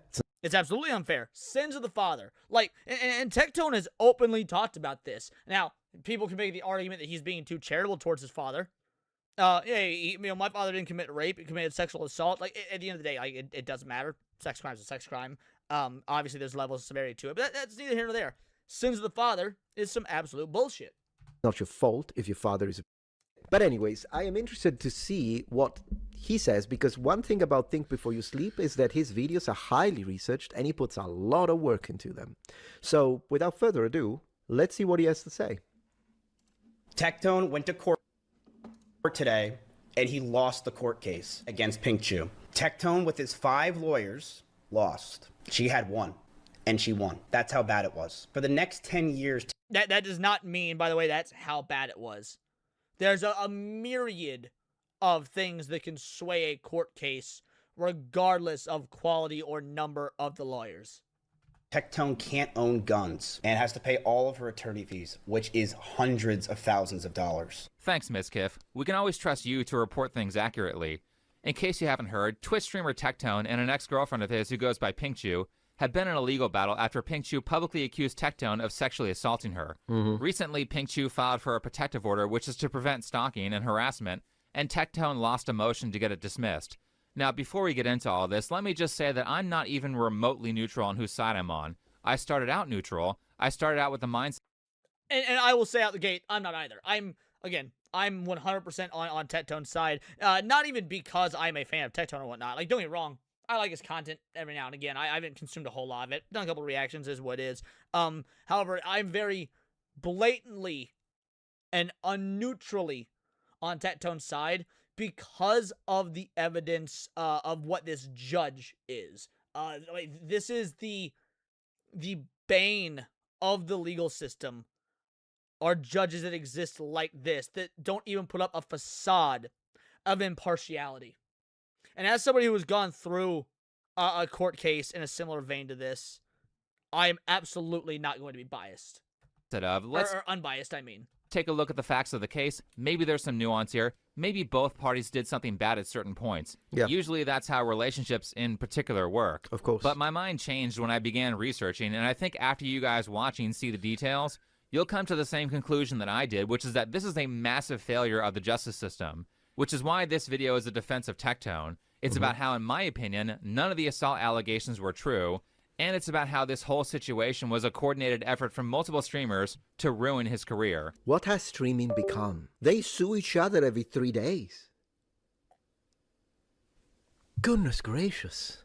That being said, Tectone or John is a popular Twitch streamer who started out by playing gacha games. I played Genshin Impact, so you don't have to. So it's Breath of the Wild, but worse, but with waifus. Also, be careful of shit-talking Paimon's English voice acting. More recently, Tectone is known for calling out how entitled the least talented video game voice actors are, and for how... Bro, we covered that pink-haired broad and completely fucking eviscerated her. That was early on in the channel's history, if I recall, and that video still fucking killed it, bro. Helping expose Hassan Piker as an animal abuser. Yeah. And this is Pinkchu. Hey, officer, you ever realize how hard it is to say rough 2 times in a row? Rough? Good boy. Well, that was correct. So this is the broad accusing him of sexual assault, right? You know, it's women like this that completely... All right, this is gonna sound really harsh, and I don't care. When we were covering that stuff going on in the UK earlier, and the brutal assault of that 12-year-old English girl by the Pakistani men, it is women like this that make stories like hers seem not credible. Evil shit. Fringe. So guys, you know how TikTok was recently bought by an American company? Since it shouldn't be a CCP spy app anymore, then I decided to make a new fresh account, just created it, and it's exploding. Look at this, 250,000 views. Now you might be asking, why are you making an account on TikTok? Because I think I can make a positive difference when it comes to the millions of youths that will be using it here in the US. So I decided, why not trying to do something educational instead of brain rot? So if you want to support me and you already have the app, please consider checking out the link in the description below to come and follow me on my Metatron history TikTok. Old school content, armor and weapons only, romance, samurai, medieval knights. Come on, I post twice a day. Go for it, go now, and leave me a comment. Anyway, Pinkchu, who also goes by her middle name Ashley, is an OnlyFans creator who's achieved success after getting a very noticeable... And that was your biggest mistake, homie. That was your biggest mistake. Dudes in the chat. If you're watching me, you probably wouldn't do this anyway, but just in case. Never, ever shack up with an OnlyFans hoe. It will only bring you problems. I love the pause between OnlyFans and creator. Love the pause. Man, OnlyFans is ruining an fantastically, amazingly brilliant with a 99-cent super sticker. Shout out, and it's the angry face as it should be. Thank you, girly. entire generation of girls. I'm just gonna say it. amount of plastic surgery, followed by a generous use of photo editing tools. I mean, this is an insane amount of catfishing. I'm not even looking at the same person when I compare a live stream to a photo of her. Which brings us to November 20th, 2024, where Pink Chew goes on an alternate account to make a post accusing someone of forcing her into oral sex, and everyone immediately assumed that she was talking about Tectone. If you can believe it, Tectone actually is a piece of shit. His well, we have seen what, you know who this is? But I'm just going to say, we have seen what makes her cheer, so her boos mean nothing. And here's the thing. It is all, like, every single individual on the Hassan Piker Dick Rider side of the aisle condemned Tectone regardless of evidence. And you can make the argument, well, Leon, you're agreeing with Tectone. Everybody on your side is agreeing with him and defending him. Not true. I've seen many a right-wing creator disavow Tectone, distance themselves from Tectone, claim that the ruling was correct. It's actually quite ideologically divisive on the right side as to whether Tectone is guilty or not. So, again, this is the objectively correct side of the aisle not being in an echo chamber. This is the entourage of Hassan Piker. Of course, they're not creators, only fans. Goodness gracious. I'll tell you more about what I think of OnlyFans in a little bit, but let's go. girlfriend, Pinky Chew, she's come out to speak about his sexual assault against her. How do you know that she's referring to Tectone? Because it's on LSF and they're not following each other anymore. She's referring to this live stream fails post from an anonymous account announcing that Pink Chew was referring to Tectone. I mean, there were also obvious context clues like saying they live together, and who posts something to a public forum if they believe that the audience isn't going to know who they're talking about? So let's be clear, everybody on the internet knew this was Tectone despite her not saying his name in the post. So obviously Tectone had to respond, and he did so at first by not specifically naming who he was talking about. So if you're confused, you're going to stay confused. And this shit's dumb as fuck, man. This shit dumb as fuck. If you're gonna call a motherfucker out, call a motherfucker out. Drop some names, bitch. Drop some names. Y'all think I make veiled posts about John Della Backhole? Nah, I say his name like that. John Della fucking Backhole. John F. Homo-ass Trent. Yeah. Ain't no reason not to use motherfuckers' names, or at least insulting versions of their names. Be a man and actually call some shit out. Drop some names. I'll respect you more for that. Confused. Because this shit is not about content for me. Okay? I know the person who needs to hear this is going to hear this. And I mean this genuinely. I did everything for you. I helped you with everything. I fixed everything for you. I was there for you like nobody else was there for you in your whole life. Your words, not mine. Now, he does sound pretty mad here, which is why people such as Denims interpreted this as a definite confirmation that he was an abuser. Your words, not mine. Oh my god. Right. He sounds mad, so he's an abuser. What, so somebody can't be mad if they're accused of abuse that didn't happen? Sure. Makes a lot of sense. Even talks like an abuser. Holy shit. You know what? He should sue her. Let's go. Very glad Thank you. Tectone is It's such a generous of you. dumbass that he doesn't realize how bad this makes him look. Oh yeah, the problem is that he has an inflated ego and he's stupid. Because she's smart instead. I was about to say, bro, Pot is calling the kettle all sorts of black. Oh my gosh, the lack of self-awareness. She's the one who's getting sued by Ethan Klein because of how idiotic she was about literally letting his entire videos play on the split second of release and doing this. Never mind reacting, while saying, let's get the view from him so he doesn't make money. And then she gets sued into oblivion, but she's smart. She's the smart one without the ego, am I right? It's like a horrible combination to have. Well, that was the projection of the century. Thank and you. though maybe that video out of context was a bad look for Tectone, trust me, as we go over the court transcript, not Mizkiv's transcript that his idiot friend wrote, I mean the actual court transcripts. So when we go over the real transcript, you're going to understand why Tectone was a little angry there. In fact, I think he was quite polite. That transcript is infuriating knowing that it was used to take someone's First and Second Amendment rights away for 10 years. Anyway, on November 22nd, How are they taking his First Amendment rights? I understand Second Amendment. In terms of taking his First Amendment rights, if the way I understand it is that he now has to, his speech is effectively curtailed, based on certain events regarding this case that could be grounds for like an additional lawsuit or additional punishment or something like that. I've also been informed, and I don't know if this is accurate, so maybe somebody in the chat, if the chat would fucking work, can let me know. This isn't set in stone, and they're doing an appeal process. Amendment rights if he's not allowed to own a firearm.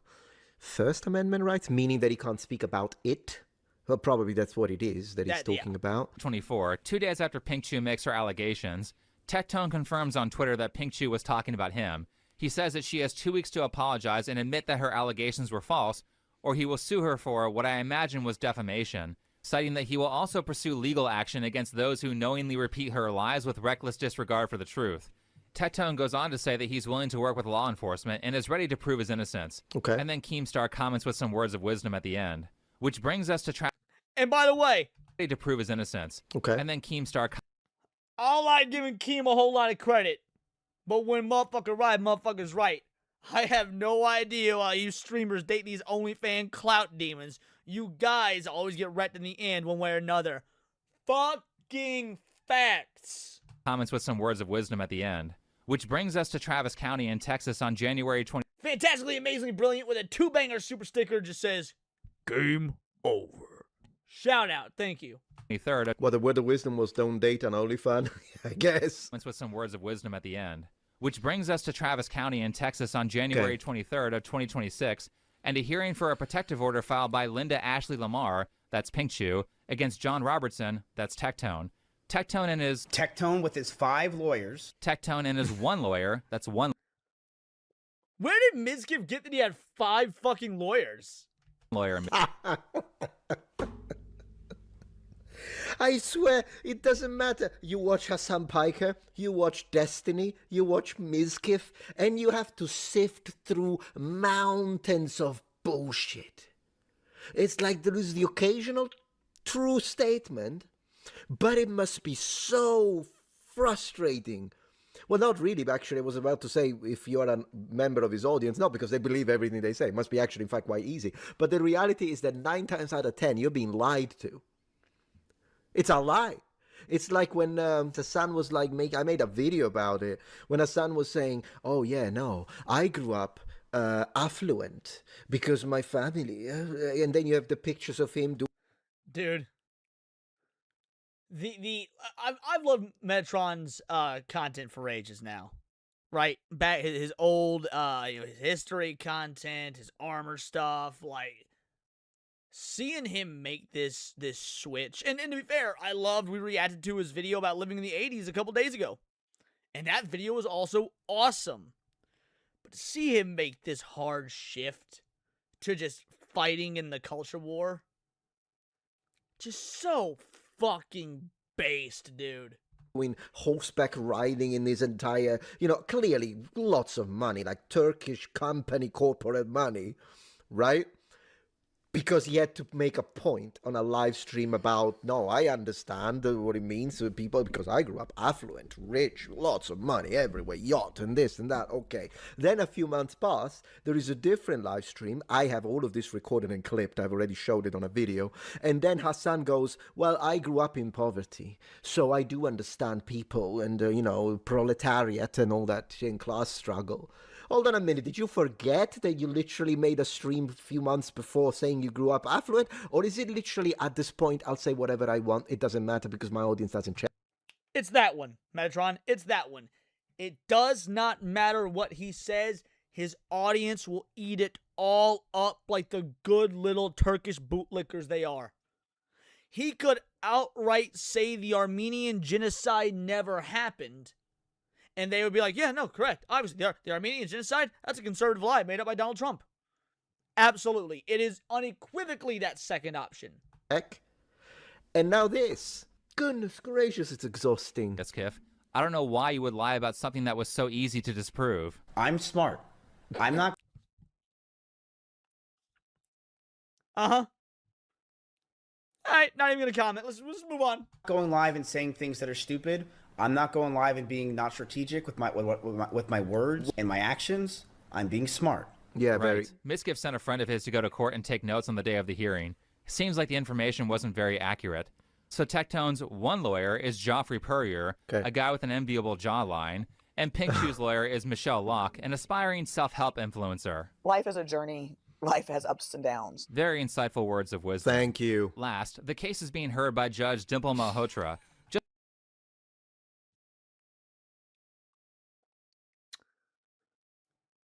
Already, just with this visage of the judge, I will be making some judgments.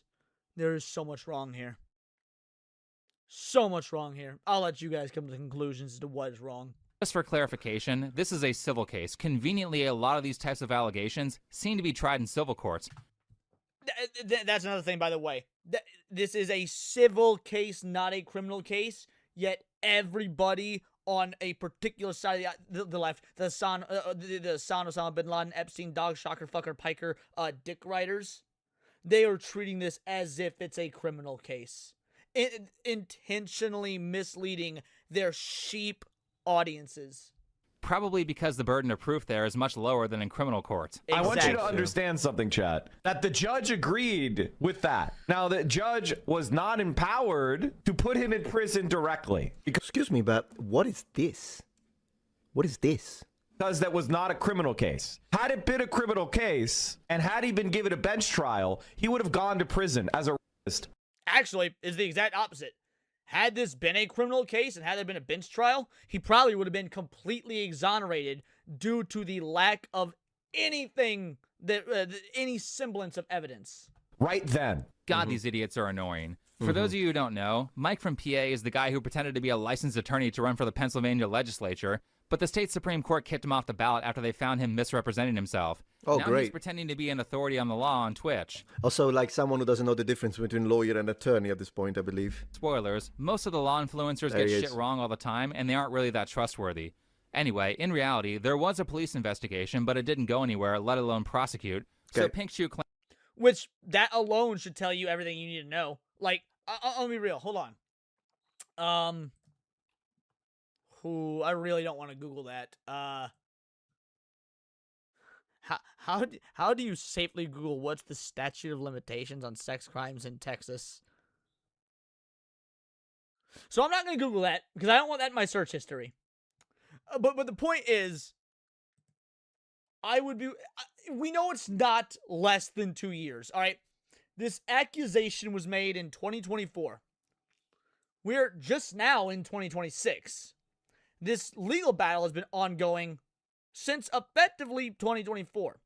You maybe say 2025. I'm not sure when it actually got put on the books. So you can 100% say it would still fall within the statute of limitations, unequivocally.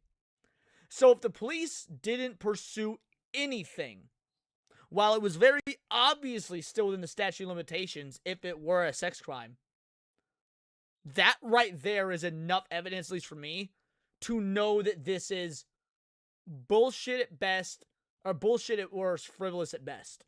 Claimed that she would put a pause on pressing criminal charges because she was afraid of Tectone retaliating, which I don't believe because he publicly said he would cooperate with the police. And also, if Pink Shoe was actually afraid, she wouldn't have continued to attack Tectone legally. No, I think maybe retaliate she means legally, and now she thinks she doesn't have a case. I don't think it means retaliate like he's gonna go to her house and smash her head against the countertop. Personally, I think the only reason that a protective order was filed is because she wants to attack him, and there's no way in hell that she would have won a criminal case. Now, just so it's less confusing, and because there's no video of this hearing, as we go over the transcript, I'll put pictures on the side of who is talking. That being said, Pink Shoe's lawyer starts her opening statement by blaming Pink Shoe's lack of evidence to corroborate her story on the fact that she's autistic. Pink Shoe's primary argument here is that... That's another one.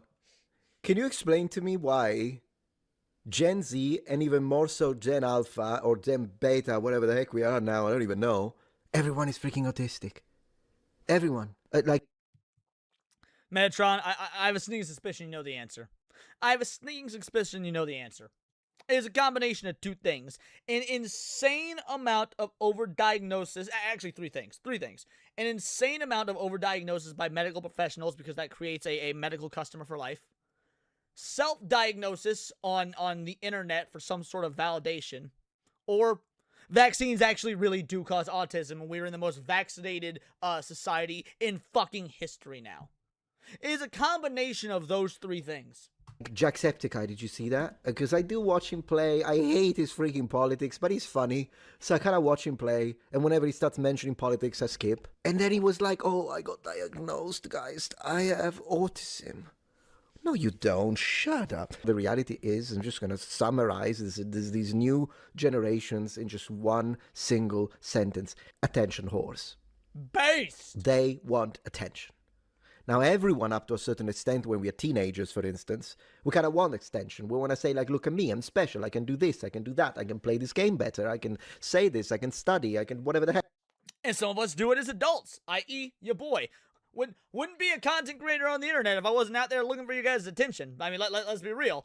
Yes, attention is very fucking nice. However, I can also honestly say, unlike half these anime profile picture, nameless, faceless, tranny flag in the bio rejects on X, I would hold these exact same opinions and beliefs even if I wasn't a content creator. How? Because I've held many of these exact same, beliefs and thoughts and whatnot since 2014 during the Gamergate times, or even before then, and I didn't start doing content creation, at least in this regard, until about 3 years ago. And that's what the difference is. Yeah, I can want attention, but I want attention for my authenticity, as opposed to these pretenders that are seeking any sort of validation that way they can be in with a group because they're sad, lonely, narcissistic fucks whose opinions and beliefs and personal philosophies will change on a dime when the public sentiment switches.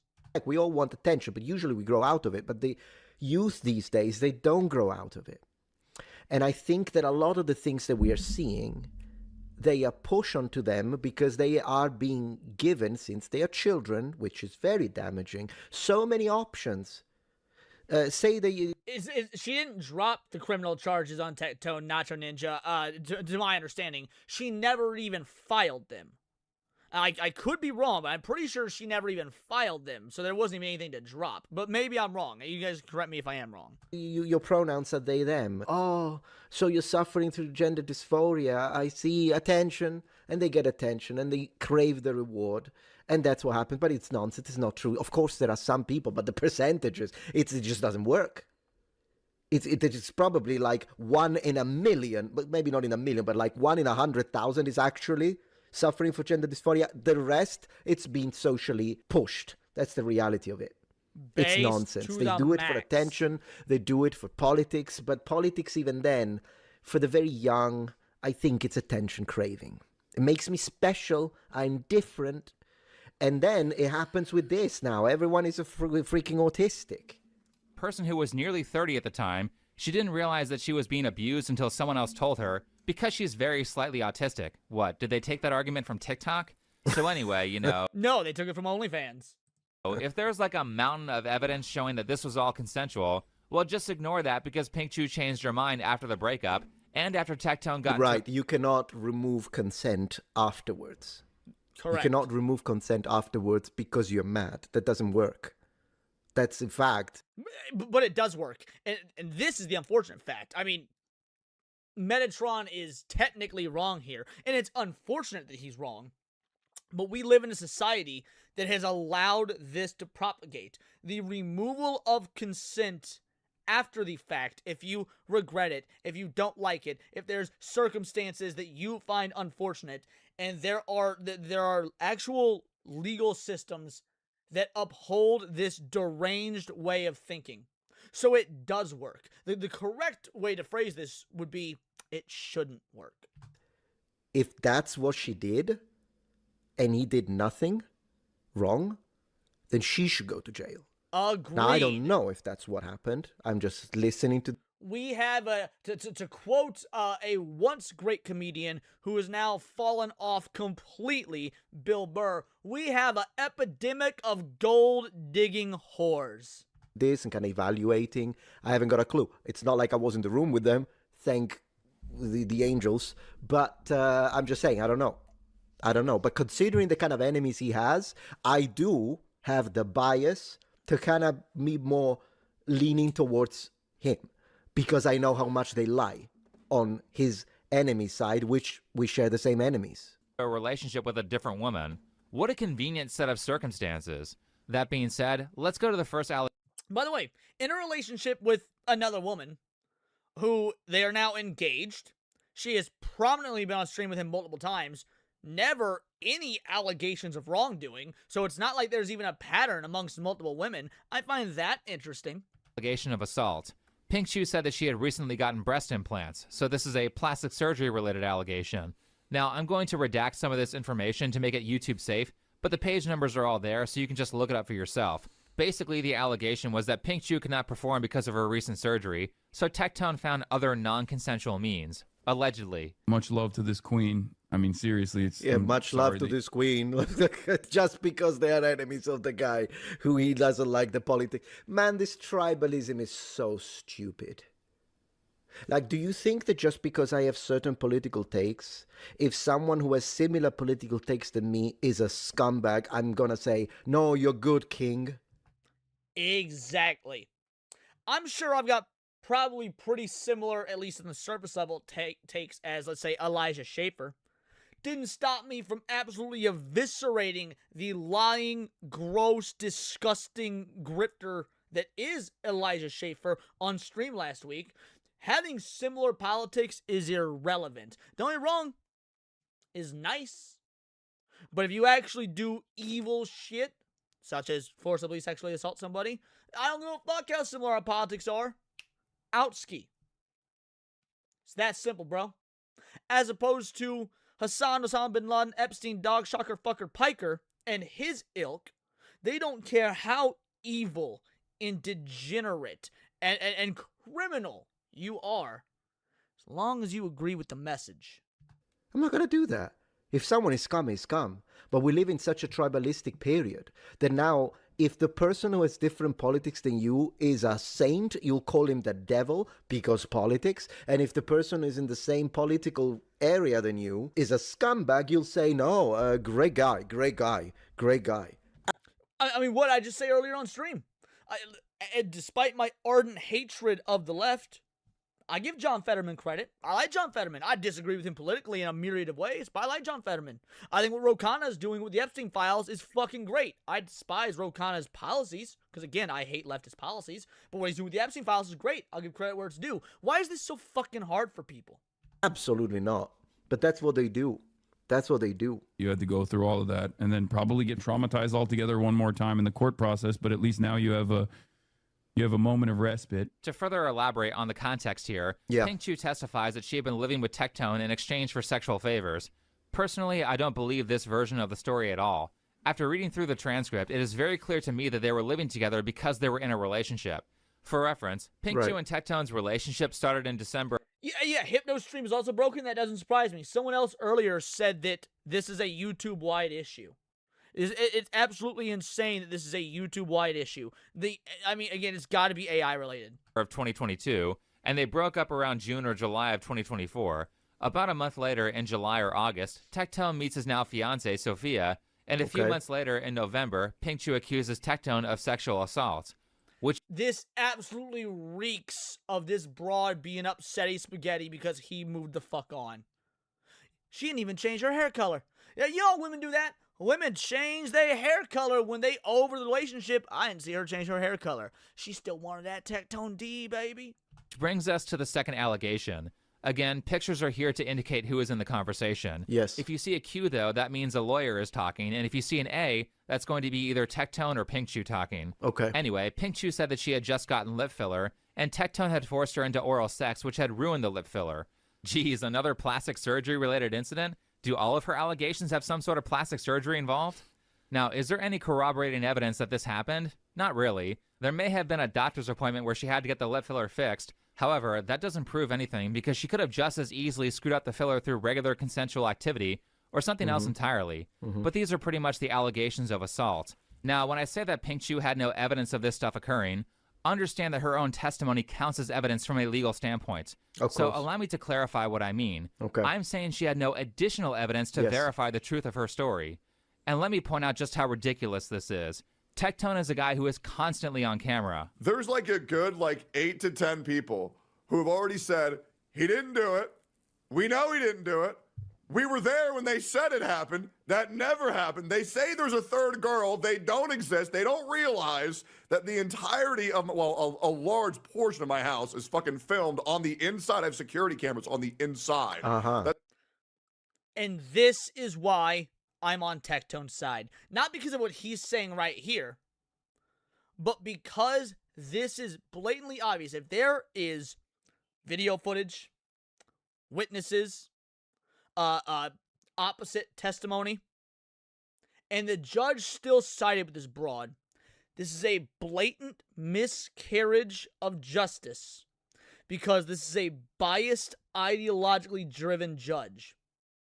And that's not a far-fetched idea whatsoever. We have seen lawfare waged against the right wing for damn near a decade now, because this is how far they have to go to force this agenda.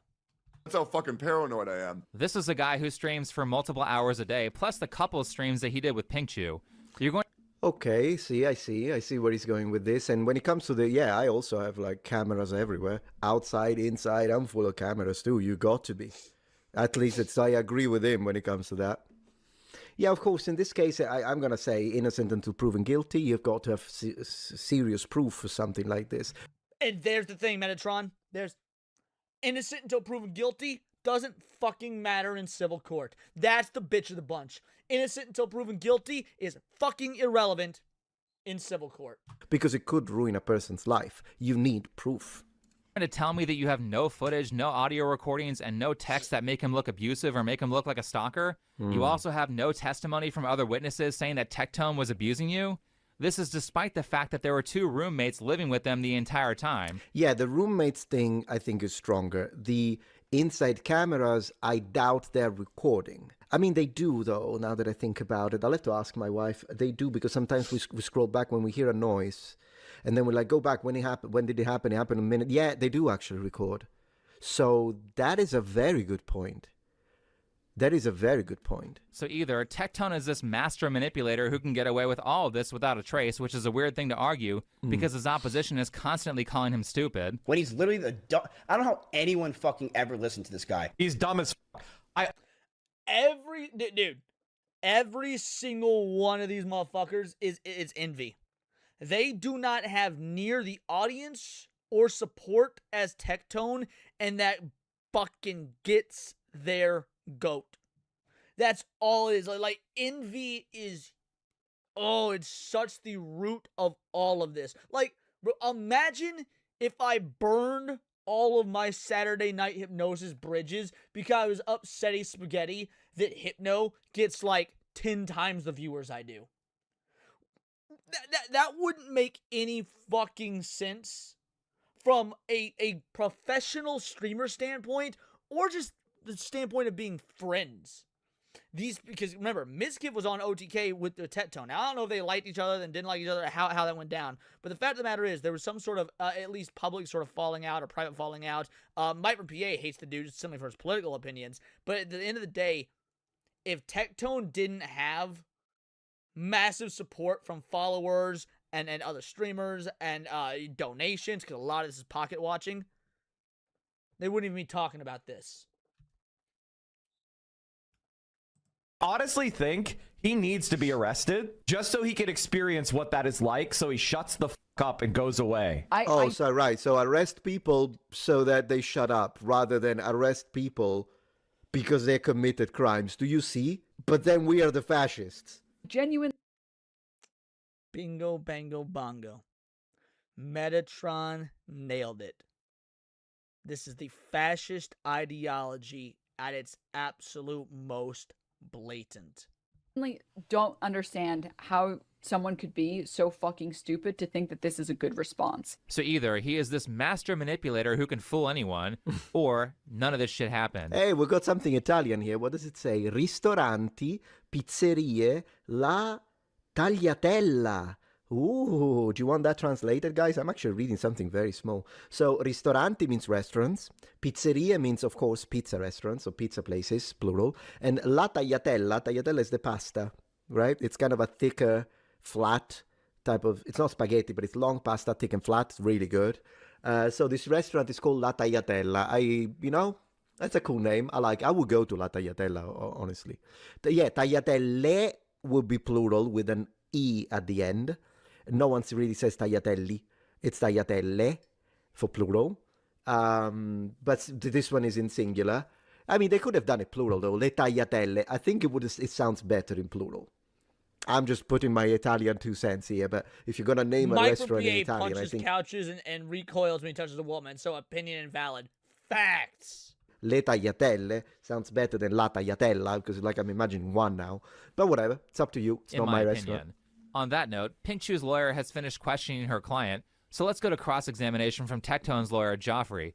Before we get into this, though, it requires some backstory. Okay. For those of you who didn't know, Tectone was previously married for like 10 years to a woman whose name is Jessica. So that was the ex-wife. Okay, so the lawsuit comes from the ex-girlfriend. This is the ex-wife. Okay.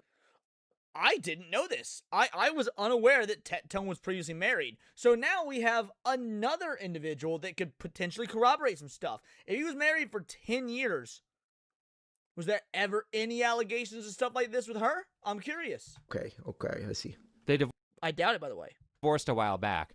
Now, to me, the details here are kind of murky because an NDA was signed, and I only really have the court transcript to piece together what was going on. But remember how I said that Tectone has cameras everywhere? Well, it turns out that his ex-wife still had remote access to the cameras after the divorce, and allegedly, she was using some intimate footage between Tectone and Pink Shoe to blackmail them.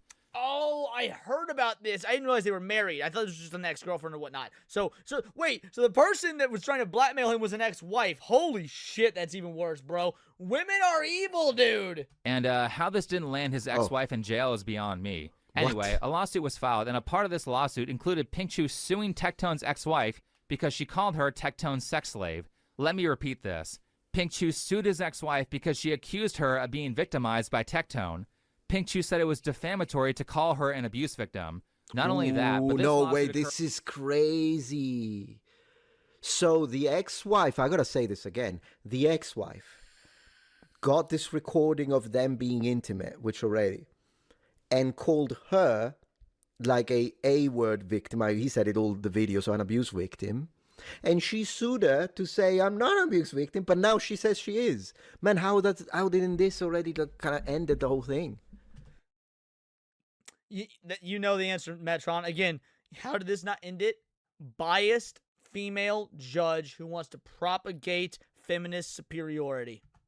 That's crazy. First 1 month after her alleged incidents of abuse. Yeah. And she says these claims about her from Tectone's ex-wife were disgusting lies.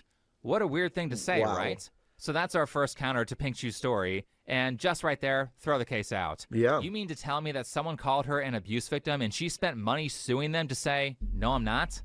The second part of this is that Pink Shoe went to a mental hospital in July of 2024, around 1 to 2 months after the alleged victimizations. When she's being questioned by her lawyer, she states that she went to the hospital. I refuse to be quiet.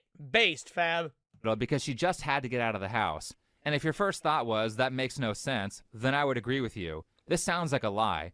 Now, I'm not a fan of Illymation, but I do think she has a very insightful video on mental hospitals. People don't go to mental hospitals just because they wanted to get out of the house. They go because they're either a danger to others or they're afraid of harming themselves. Facilities like this save lives every day. There are 2 types of admission. The first is voluntary, which is where you go to the emergency room and say, hi, I don't feel safe. Can you please help me? And the second is involuntary, which is where your doctor or psychiatrist feels you're at grave risk to yourself or others. So they write you a note and send you to the hospital. So it's a weird downplay from Pink Shoe to say that she just needed to get out of the house. I just need to get out of the house. I could have gone to the park. Could have gone to the card shop. Could have gone to the game store. Could have gone to the grocery store. Could have gone to a hotel and just been alone. Could have gone to an amusement park. Could have gone to the movies. Could have gone to church. There's a lot of places she could have gone. But she chose a psych ward because she just needed to get out of the house. And you know what? Given how women think, I can kind of believe this rationale. If she wanted to do that, she could have just checked herself into a hotel or something. Go to the supermarket. Note that Pink Really Shoe has Think more Before than You enough Sleep money channel. to I've only seen a couple Think Before You Sleep videos, so I'm actually really enjoying this. do this. Also note that this admission into a mental hospital seems to have happened directly after Tectone broke up with her, so I'm guessing that the breakup caused thoughts of self-harm. Actually, it looks like the redactions here suggest something a little bit worse than self-harm. So honestly, I think checking herself into the mental hospital was a psychologically healthy thing to do. However, the issue with this hospital visit is that woman is psychotic and has to go to a mental institution, and the dude gets the blame for it. Tale as old as time. That it works as evidence against her story of abuse. Let me start by saying that when she's being questioned by her lawyer, Pink Chu said that after she got back from Austin Oaks, the mental hospital, she moved in with her mom, but as she was getting her stuff from Tectone's house, she told a roommate of his about how afraid she was of Tectone. Now, anytime you go to the hospital or see a doctor, they're going to ask you, why are you here? Yeah. Surely if Tectone was so abusive that she just had to get out of the house, and she had to tell his roommate how afraid she was, she would have also told the doctors, well, you see, I have this really abusive ex-boyfriend. But she didn't do that. In fact, the doctors specifically asked her if she had been a victim of abuse. Pink Chu says yes, but she doesn't mention Tectone. She mentions a prior non-Tectone relationship, and that's... Ooh. Again, these are the court transcripts. Like, regardless of what you think of Tectone, his content, his coverage, his morals, all that, this alone, everything we've seen just from her so far, should exonerate your belief that he is some sort of megalomaniacal rapist. I meant to say rapist, but racist too, I guess. Really? That's it. Keep in mind that the time period where she is alleging the abuse happened was 1 or 2 months before she goes to the mental hospital in July. Also keep in mind that Pink Chu testified that she told Tectone's roommate 3 or so days after this questioning from the mental hospital, or around the same time, that she was afraid of Tectone, noting that his roommate did not come in to testify on her behalf. She can't even get that corroborated. So I don't see how this can be considered as anything other than crucial evidence that Pink Chu is making all of these allegations up. Now, her argument for why she didn't report to the mental hospital that she had been assaulted by Tectone is because she just didn't see it that way at the time. But again, immediately after she got... Yeah, but that's the problem. Like, I understand that there might be situations where there are real victims that at the time they might be confused about it. Like, I can understand that. But it does make it a lot harder to corroborate, because it just so happens that now, after months or I don't know how long at that point, and now that the relationship is over, it could be seen as vengeance. In fact, I would say it is logical to come to the conclusion that, like, there's a lot of conclusions you can come to, but the top conclusion, the most likely conclusion, should be vengeance, should be retaliation. Like, if you were to look at, if you just to go by Occam's razor, what is most likely here? Let's lay out the facts. She went to a mental institution. She claimed there was abuse from other individuals, never from Tectone. She sued the ex-wife for claiming that she was an abuse victim when she said she wasn't. And only after Tectone got into a relationship with another woman does she start making these claims. The logical Occam's razor conclusion would be she is lying, that this is vengeance. And it's difficult to corroborate at this point. Gets out of the hospital to collect her stuff, she tells Tectone's roommate about how scared she is. Conveniently, this change of story happens in a place where it couldn't be documented as evidence. Because, you know, if you were an abuse victim who is fleeing your house because you're afraid of your ex-boyfriend, certainly you would want to tell medical staff later so it could be used as evidence in a police investigation. This is why I don't believe anything that Pink Chu says. Yeah, I understand. It's a little weak, this last one, because it does happen.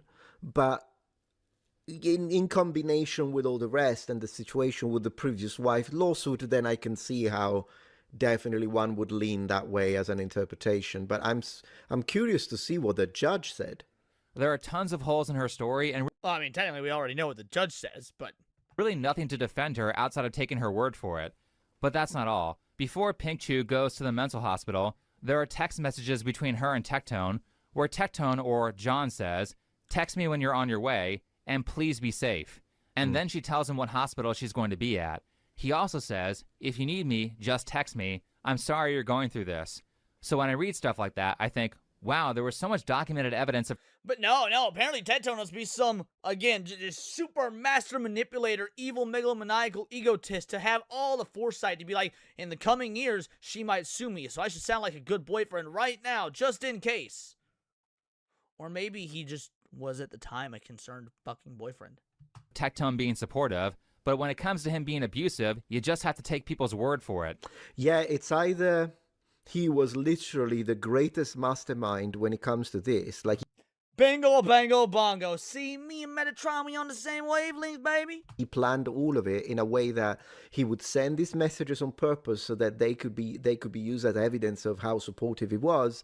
But then anything that he said that is instead on the abusive side, he would only do it when he knew that there would be no recording, so no text, no phone call, no nothing, not in front of the camera, somewhere in the... Tectone's a Bond villain, baby. Tectone's a Bond villain, and Ms. Kiff is James Bond himself.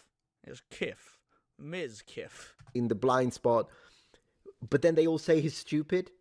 Like, you gotta pick you gotta pick. Isn't that odd? This is like no case of abuse that I've ever seen. Abusive people usually leave That's evidence true. everywhere That's because they true. can't help themselves. That is actually very true. That's a very good point. We're not done yet. Pink Chu and Tectone's lawyer Joffrey discuss her leaving the mental hospital, and there's this part where Joffrey says, in fact, I believe he's listed, and the rest is blacked out. Judging by the context clues, I'm guessing that he's saying that Tectone was listed as an emergency contact, considering that Tectone says stuff like, if you need anything, let me know. Well, why would they redact that? And Pink Chu told him what hospital she was going to be at. So again, extremely weird behavior here, especially considering that Pink Chu communicates that her mom lives somewhere in the area. So why is she using her alleged abuser that she's afraid of as a contact instead of her mom? Yeah, that's a good question. Moving on, let's talk about why a protection order was granted. In Texas, in order to get a protection order, the standard of proof is reasonable to believe. This is kind of a major... And the standard of proof is reasonable grounds to believe. That's not a standard for proof, by the way. That you could call that a this is really fucked up, this Texas law. You can maybe call this a standard for evidence, but evidence and proof are not the same thing. Evidence is just information that leads you to a conclusion. It does not have to be the correct conclusion. Bad evidence will lead to bad conclusions. I say this all the time. But even if this is the case, reasonable grounds to believe, with all the information we have thus far, it is not reasonable to believe her. It's 100% not reasonable by any logical metric to believe her. Hypothetically, even if it's true, even if everything she said was true, based on all the evidence, it is not reasonable to believe her. Issue for me when it comes to family court, and I think the law around this needs to be modified to prevent abuse. Yeah, that's trying. Reasonable grounds to believe instead of innocent until proven guilty for stuff that is this serious as to the guy can't own firearms for 10 years and he can't speak about this. The fact that he can't, I guess he has some kind of restraining order, I think it doesn't matter. Why would you want to deal with someone like this? Anyways, keep them at bay. But the rest? Especially in cases like Tectone's, where there is tons of counter evidence to his accuser's story.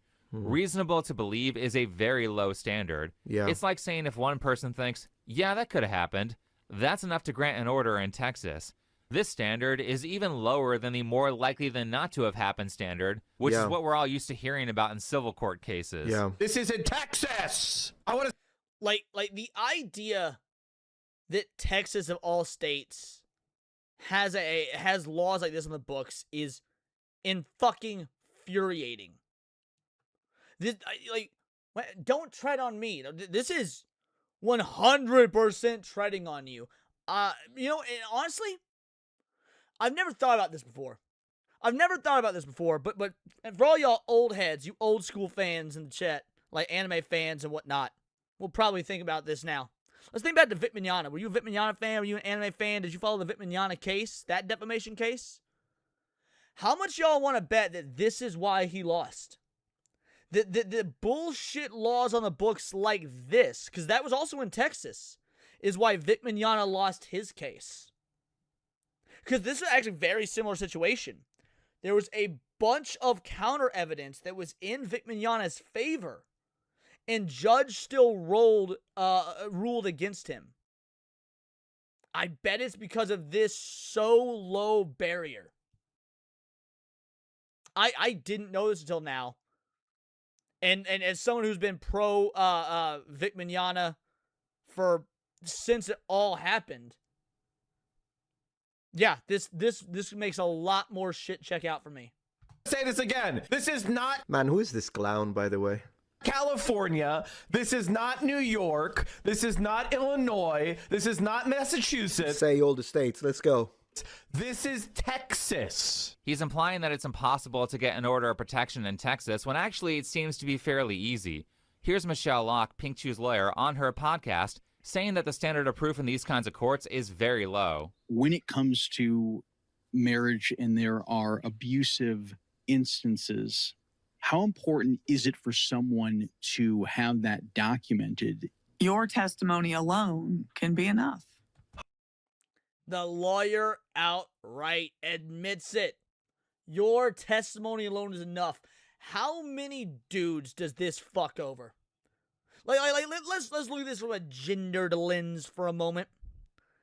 This is all these feminists out here. Oh, we want the same rights as men. Oh, we're treated so terribly. Oh, the patriarchy. This law is fundamentally lopsided in favor of women. Because who is more likely to shut the fuck up and just take abuse and not say anything? Dudes. Hold it there, traveler. Do you know what this is? This is my Twitch channel called Metatron Gemini. I play a lot of games, it's a lot of fun. So don't be a muppet and click the link in the description box. Look, I even put it as a pinned comment. What else do you want me to do? I made it so easy. Come on. Follow me on Twitch. See you there. And here's what we're going to do, chat. We're going to end it here. Because this is a 55-minute video. We're 31 minutes in. I have another show to be on in about an hour and 15 minutes. And I still got to make some dinner and stuff before then. So I'm going to link you the rest of this video.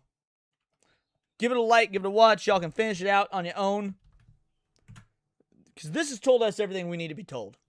Right? This is effectively laid out everything. Metatron did a great job in his coverage of this. And of course, there will be more. So yeah, I mean, this Tectone situation, whether you like or dislike him, should be irrelevant. I've got plenty of friends in the streaming space that can't stand Tectone. They don't like him, and that's totally fine. But even the ones that don't like him, I'm curious where they stand on this, because we didn't even get we got a little over halfway through the video. And it's blatantly obvious that this was a miscarriage of justice. So yeah, we out in like 4 circles. I'm gonna set up a raid. Give me one moment. Oh, and I'm gonna tell you guys what I'm going to do. Because it's something very awesome, very incredible. Let me set up the raid real quick. Don't go anywhere. I'll tell you guys what I'm going to be doing in about an hour, because it's not a live show. It's something else YouTube related.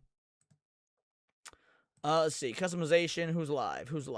I mean, Hypno's probably live, right? Yeah, we'll raid Hypno. We'll raid my boy Hypno. So we're going to raid Hypno. Before we do, I'll let you guys know what's up. Many of you might be familiar with my boy, Gasoline and Vertebrate. Brian Gottner, lead singer of his project, his music project, Gasoline and Vertebrate. If you industrial goths know your history, he was part of the Gothicals. Great dude. He was a massive victim of cancel culture in the industrial goth space several years ago, because the music industry is wrought with liberal, leftist, communist mind virus bullshit. And as such, his career has been slowly but surely recovering. He's been hanging out with Jake Monroe. He was on Timcast IRL on the Culture War podcast with Phil Labonte. It's awesome. Me and Brian go way back. He's a great dude. Foxy Moxie introduced me to him like a year and a half, something like that ago. And I've been on his podcast once. It was actually just about a year ago. Brian is an awesome dude. He doesn't do his shows live like I do. He records them and then sets them to premiere on Sunday. So I'm going to go do an interview on Brian's show, Space Couch. We're going to do it. We're going to film it. It's going to be awesome. And it'll be released on Sunday. We're going to have a great time as artists eviscerating the left. And also just clown around, having fun, answer questions, talking about gaming. It's going to be great. It'll be my second time on Space Couch. I fucking love the dude. Again, Foxy Moxie is incredible. She put me in contact with him. He's incredible. So that's what I'm going to do. I'm going to go be on his show in just over an hour, but I need to make me some dinner first. Gonna make me some breakfast for dinner, some bacon and eggs, baby. So I just want to say we're gonna be raiding into Hypno. Thank you so much to everybody that donated. We did it. Like, we killed it today. Look how full the Gavin Newsom tier jar is, bro. The Gavin Newsom tier jar is killing it. We'll be back tomorrow for another lunch hour. And of course, I did release a video today. If you haven't watched it, check that out. Let's pump up them numbers. We're almost to 10K, so I would love it if you guys subscribed. Again, thank you to all the donations. It means the world to me. I have the greatest job in the world because of you. So yeah, I want to boogie on out of here. We're going to raid into Hypno. I want all y'all to say Vital Idol Raid. And until next time, it is all here in the Nerdosphere. And this has been Words of Paradise.